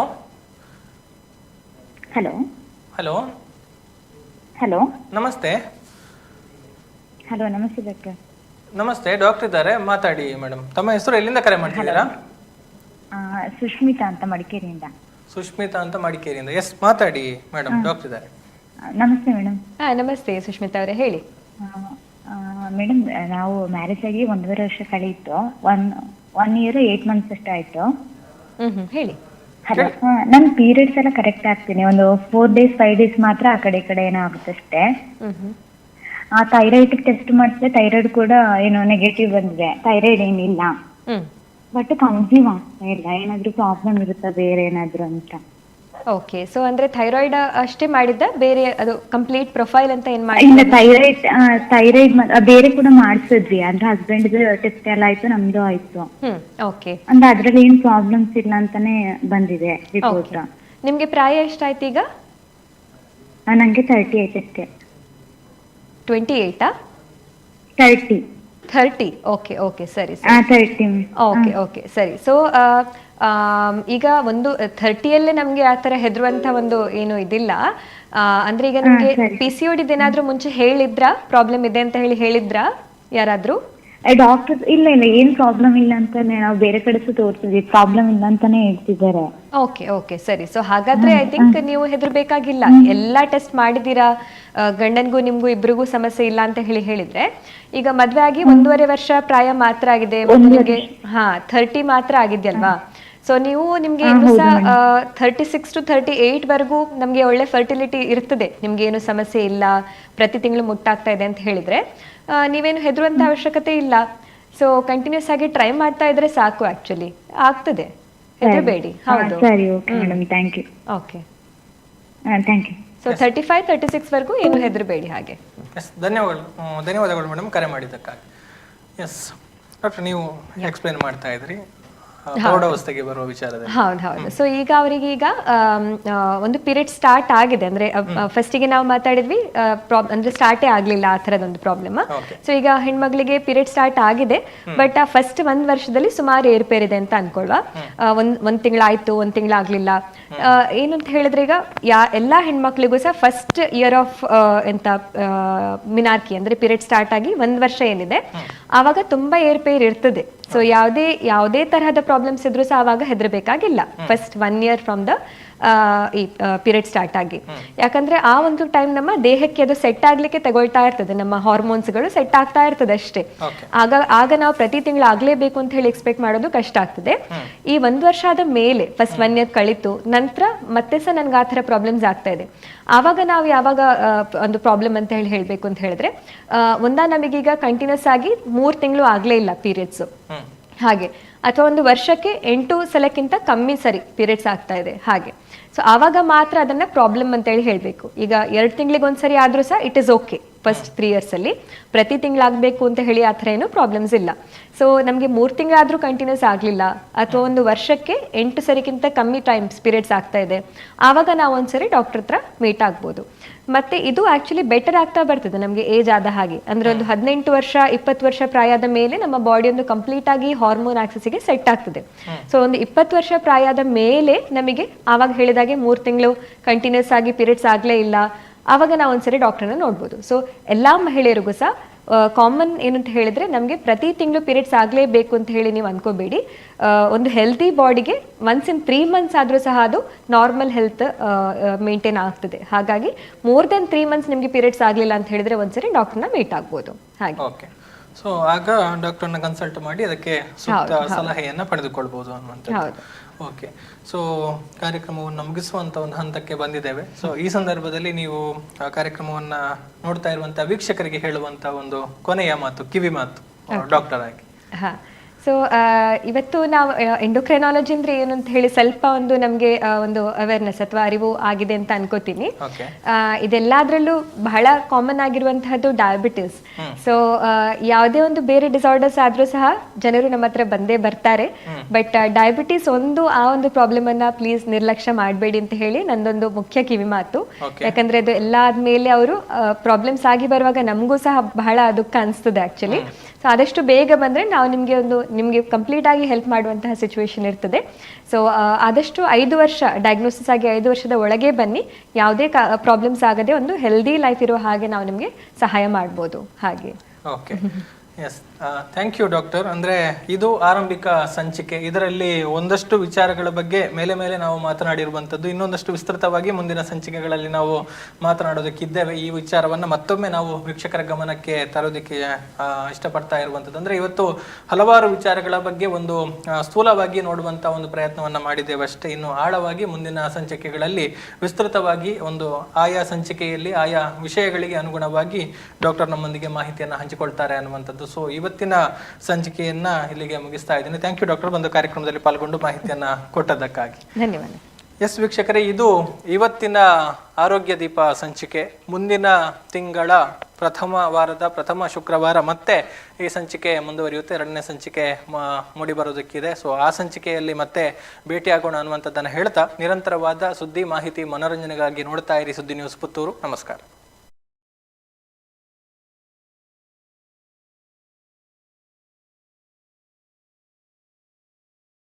ವಿಶ್ವ ವಿನೂತನ ಚಿನ್ನಾಭರಣಗಳ ಹಬ್ಬ ಮುಳಿಯ ಚಿನ್ನೋತ್ಸವ ಇದೇ ನವೆಂಬರ್ 10ರಿಂದ 30ರವರೆಗೆ ಪುತ್ತೂರು ಹಾಗೂ ಬೆಳ್ತಂಗಡಿಯ ಮುಳಿಯಾದಲ್ಲಿ. ಸಾಂಪ್ರದಾಯಿಕ ಆಭರಣಗಳಿಗೆ ಆಧುನಿಕ ಸ್ಪರ್ಶವನ್ನು ನೀಡಿ ತಯಾರು ಮಾಡಿದಂತಹ ಮಹತಿ ಆಂಟಿಕ್ ಕಲೆಕ್ಷನ್. ಪ್ರತಿಯೊಂದು ಸಮಾರಂಭದಲ್ಲೂ ನಕ್ಷತ್ರದಂತೆ ಮಿನುಗಲು ಅಮೂಲ್ಯ ಡೈಮಂಡ್ ಆಭರಣಗಳು. ವೇದಾಂತ್, ಕುಂದನ್ ಮತ್ತು ಪೋಲ್ಕಿ ಡೈಮಂಡ್ ಆರ್ನಮೆಂಟ್ಸ್. ಮುಳಿಯಾ ಸಿಲ್ವರಿಯಾದಲ್ಲಿ 92.5 ಸ್ಟರ್ಲಿಂಗ್ ಬೆಳ್ಳಿಯ ಆಭರಣಗಳು. ಮುಳಿಯಾ ಜುವೆಲ್ಸ್, ಪುತ್ತೂರು ಮತ್ತು ಬೆಳ್ತಂಗಡಿ. ಬಳೆ ಯಾವ ಲೇಟ್ ಅಲ್ಲಿ పోయి ఈ ఫర్నిచర్ ఇంక మస్తు ఇష్టాన్ని ఇల్లడిపోతాం పోయి బాబా లేరా మస్తు ఖుషి అప్పుడు బాబా ఫుల్ కుల్లర్ల బుర్సొత్తిచ్చిగే ಅಂದ್ ಕೈದಲ್ಲಿ ಇಲ್ಲೋಡು ಮಾತಾಡಲು ವೀಕಿದೆ ಫರ್ನಿಚರ್ ಉಂಡು ಈರಿಂಗ್ ದಾಲ್ ತೆತ್ಕೋರ್ಪಿನೆಂಜಿ ಪೋಲೇರ್ ಬೇಬಿ ಯಬಾ ವೀಕೆ